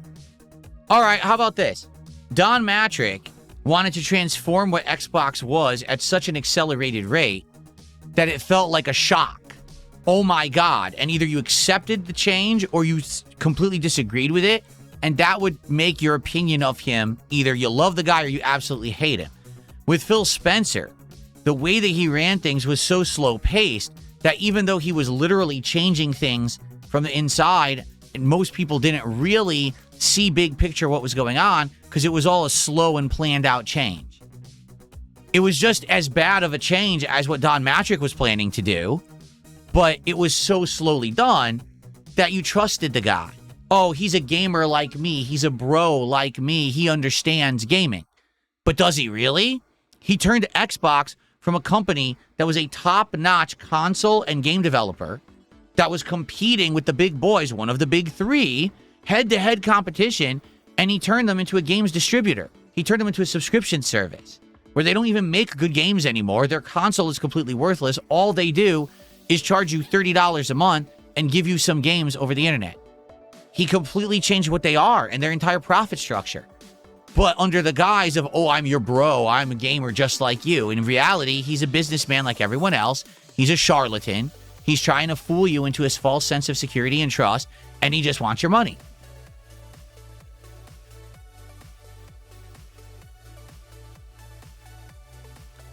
Garrett says that he's looking forward to the State of Play next month because he can't wait to hear more about Wolverine and the Summer Game Fest, and he does hope Xbox turn things around. Yeah, again, as I've said many times over the years, competition breeds innovation. When you have 2 to 3 companies that are all competing for the same business, it means they have to constantly try to one-up themselves, improve, be the company that has the definitive advantage over the others. That means you're going to get better games, better consoles with more features. It means you're going to get more value for your dollar as a consumer. The worst thing that could happen is that one company becomes the outright leader, dominant force, because then everyone else stops trying, and they also become lazy, they become stagnant, they become very lackadaisical, complacent. They don't try. So what you end up happening is that everyone just raises prices. Games start coming out that are completely lackluster, yet they raise the price of the games coming out. Completely mismanaged games, false advertising and marketing to make you think a game is different or better than what it really is. Oh, wait, that sounds familiar. It sounds like what's happened in the last 2 years. Like, literally, what's happened in the gaming landscape is one of the worst possible scenarios, where Xbox stopped competing. Nintendo said, we're not competing either. So basically, you only have Sony dominating the market, so they stopped trying. Xbox isn't trying. Nintendo sure as hell isn't trying. No one is trying. Yet they all want your money. They all are demanding that you pay $70, $80 a game, and all the games suck. But why don't you want to play their games? I don't get it. And then they blame the consumer. It's not the consumer's fault. It's that the industry changed for the worse in the last decade, and now because there's no real competition, there's no reason to do well. Does that make sense? And this is why sales overall are going down for them, and indie studios are profiting, and indie studios are prospering. They're the ones that are going to get the benefit here because no one wants to drop $80 for a dog shit. They want to spend $20 for a masterpiece, maybe like this Mina the Hollower that just came out today, right? People would much rather play an 8-bit looking experience that has insanely good gameplay than an $80 overproduced, overpolished cinematic experience that's a piece of shit.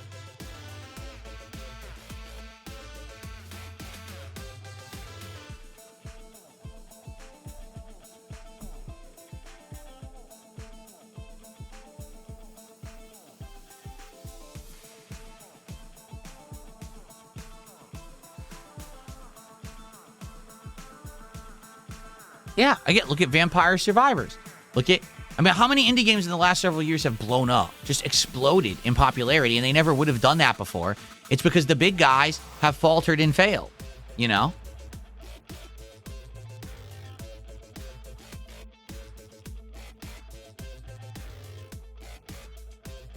I'm loving Lego Batman. The more I play it, the more I like it. I love all these retro references to Batman culture and you know, lore over the years. It's really, really fun. I love the game. Gabriel, how are you? It's good to see you. Good morning. For the record, guys, we're winding down. Probably 10 more minutes of the podcast, then we'll end it, and then we'll get set up for 007. So absolute last chance. I know I keep bringing it up, but absolute last chance if someone wants to see a Pokemon card unpacking, all right? We need to do a $50 contribution in the next couple minutes so I can do it for the end of the show. I know it's not going to happen. I'm just bringing it up just in case someone just came in who didn't know about it. I would like to do it now rather than during 007. And to be honest, yes, after pulling our best card ever as the last one last night, I'm excited for more, and I actually am having a feeling that there's going to be better cards in that box in the final 8 packs. I really have a feeling there will be at least one really good card in that box. But it's just a feeling, and I could be completely wrong.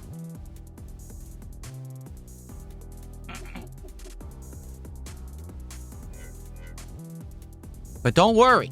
I'm going to control myself. I'm going to have massive control. There's absolutely no chance that I'm just going to lose control and rip all 8 of those packs open right now. Absolutely not. Not unless people contribute it and want it, then I'll do it. But outside of that, those packs are staying in that box, and I'm not opening any of those packs. No. Okay, just one pack right now. Let's go. Let's open one pack right now for free for... Oh, no. We're not... No. We're not doing that. No. We're not going to open that, but no. All right, just one. Let's just do one pack. No, we're not opening no packs. We're not doing it. Absolutely not. No, I'm not going to do it.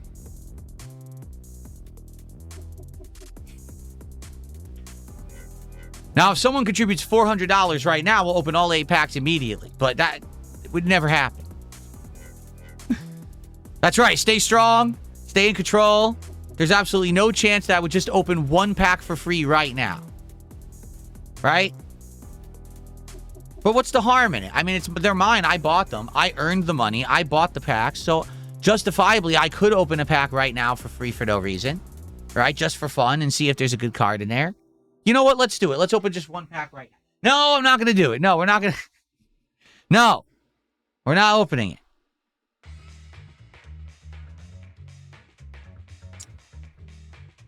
There you go.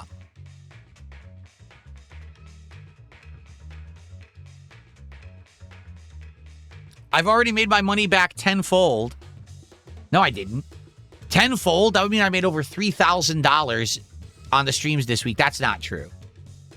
But I did already make my money back. You're right. I already made my money back on the packs. So it would be fine just to open 1. That's okay. Okay, let's open a pack. Okay. So let's just open 1 pack right now for the end of the show. We'll do this Lucario pack right. No, we're not going to do it. No, we're putting it back. Not doing it. I'm not doing it. No, I refuse. I'm going to have self-control. We're not going to do it. Flatman B says, now you have to open a pack because that's too confusing. All right, let's open a pack. Let's do it right now. Let's. No. We're not doing it. Stop. Stop it right now. Stop trying to tempt me. Stop that.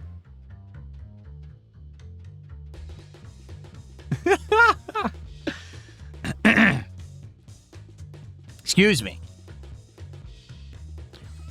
Yes, Mega Venusaur is $13. That's my best card. That's it. That's the best one we got in the 28 packs that we've opened. Mega Venusaur is the most valuable card that I have by a mile because the next one is like $350. That's what I mean. I'm not kidding. I do feel like there's a better card in that box. I'm not saying it's going to be valuable. Maybe it'll be like $20, but I feel like there's a better card somewhere there. It's weird because the last few packs we opened have mostly new cards. And then the best card I've ever gotten. So I almost feel like I just, somehow by picking them the way I did, I opened them in a weird order. Maybe the next box I'll just go from front to back. And it'll be like more better odds or at least fairer odds. But I do feel like there's something in there.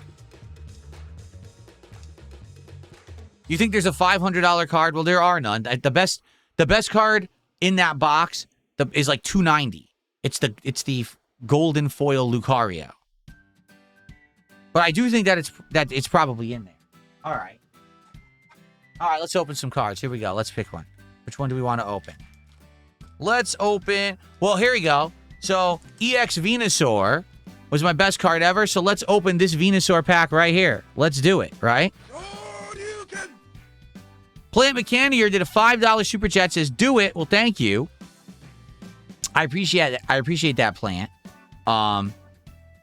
But it's for a $50 contribution, so no, I'm going to hold off. So far, our biggest contribution of the day has been $5. Wait a minute. We have no subs, no kicks, no memberships. There were some tips, but they were all anonymous, and the biggest tip was $4. I forgot to put that on the leaderboard. Yeah, there we go. But yeah. So, now oh, this pack feels chunky, too. Ooh. This pack feels chunky. It does. Ooh. This pack feels a little... Yeah, you know what? Yeah, compared to this pack's heavier. Yeah. Chunkier and heavier, for sure. That feels pretty heavy, man. This Venusaur pack. And it's just... Everyone knows... that since I already got the Venusaur, and that's my best card, that this pack must be a lucky pack. Because it has Venusaur on the front. See? So that's got to be... Wait a minute. Is that actually the art from the Venusaur card? It is.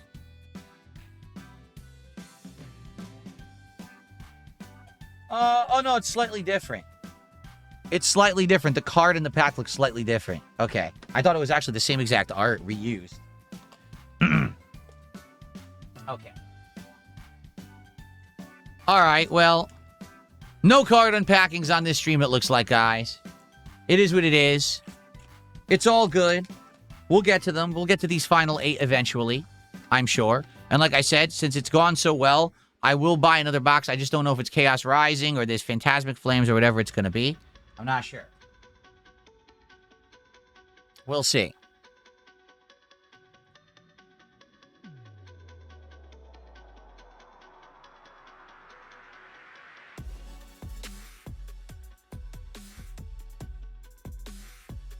Okay.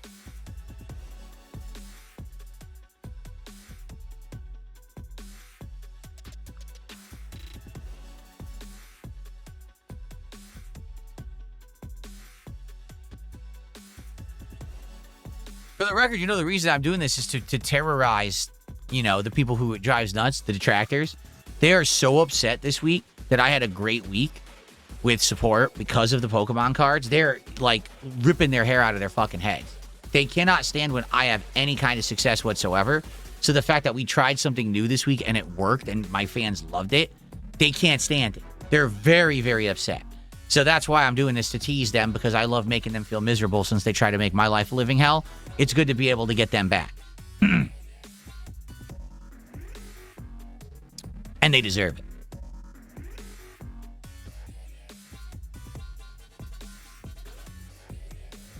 All right, guys, we're going to adjourn the show. Last chance if you have something to ask me, and then we're going to get out of here, and we're going to get set up for some 007. Okay?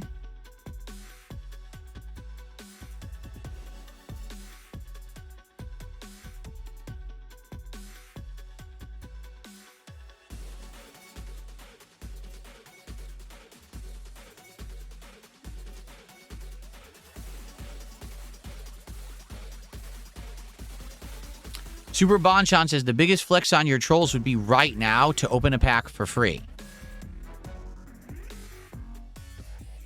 You're right. Let's do it. Let's open a pack.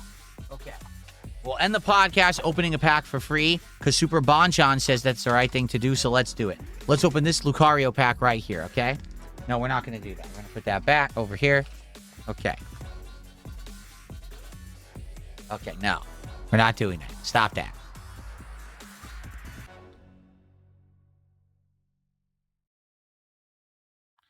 No, I never read or saw Battlefield Earth. I'm not opposed to playing Deltarune, but we just never got around to it. Was I interested in the canceled Wonder Woman game? If it was good, but we never saw anything about it, right?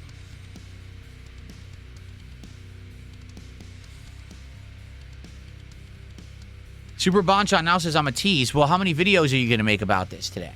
How many videos on your channel, Detractor videos?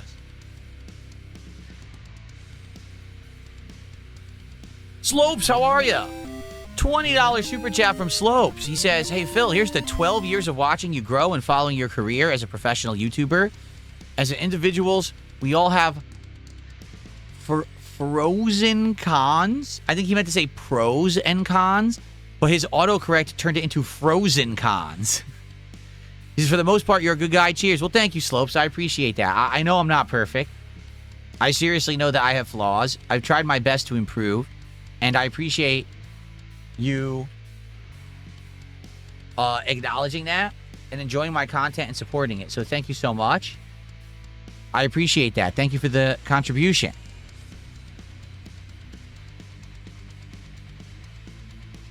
Thank you, thank you. You're the top super chatter of the day. All right.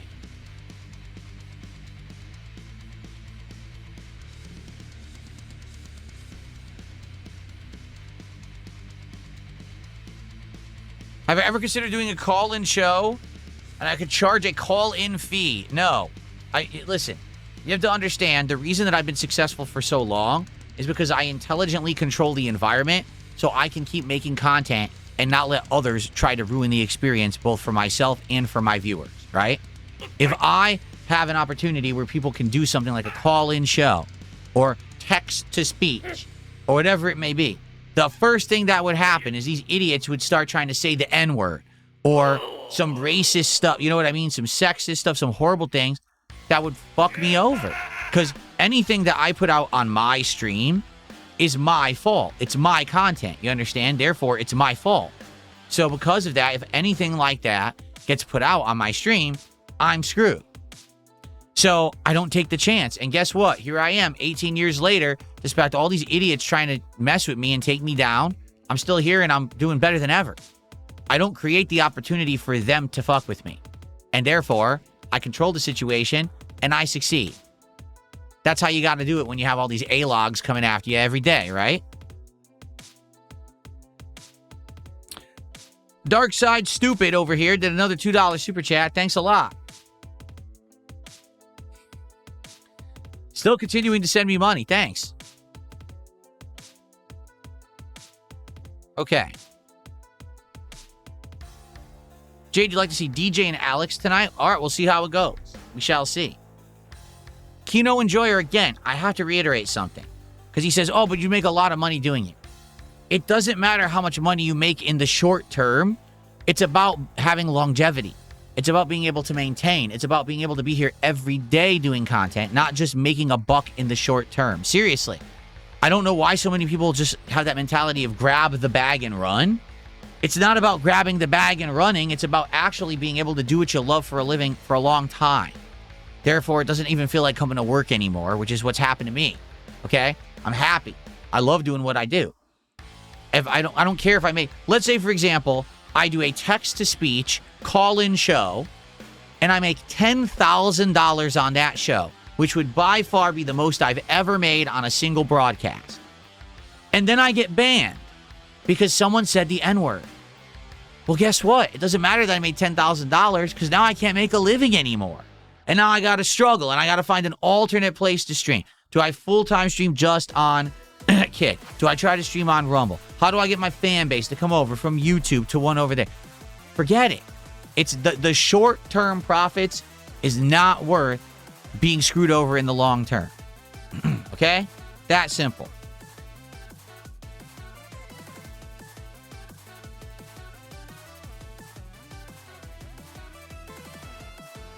Well, Kino Enjoyer, if it were off stream, no one would care. The whole idea is that because he says, do it off stream, edit it. No one would care. People want the element of a live broadcast where they can mess with it and it's not controllable. That's why. If I did it offline, no one would contribute to talk because they'd all say, oh, he's going to edit it out. What's the point? Will I play Animal well? I don't know. We looked into it and I just didn't seem to like the premise or how it played. Like, I never played it, but I saw the demos of it and I was like, cryptic puzzles and stuff, I don't know. He says you liked Blueprints. You're right, but I think Blueprints is a little different. It definitely has more to it, more graphical stuff going on with it. It's a roguelike and stuff. I think it's a very different kind of game.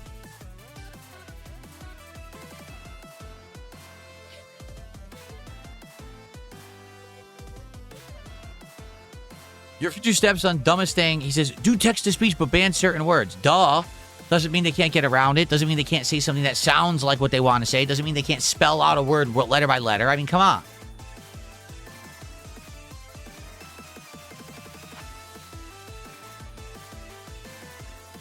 I don't know what roguelite is. Haven't heard of that elongated salami.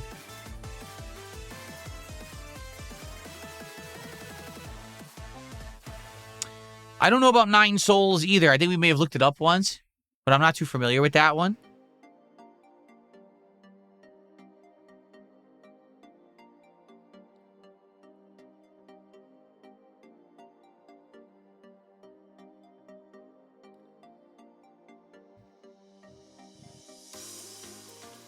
Okay. All right. Well, I think we've had a great show. We've covered a lot of topics. So what's come out of the show? Number one, I will be getting either a Chaos Rising or Phantasmic Flames box of Pokemon cards. I'm not sure which, but I will order that today. That's number one. Number two, we're going to try Castlevania Symphony of the Night starting this Sunday. I'm actually going to get it on PlayStation, and it's going to be our daytime stream on Sunday. We're going to see how that goes. I don't know how it's going to go, but hopefully people will actually care because I've always wanted to play this game. Okay? And there will be a DSP Tries It on Monday.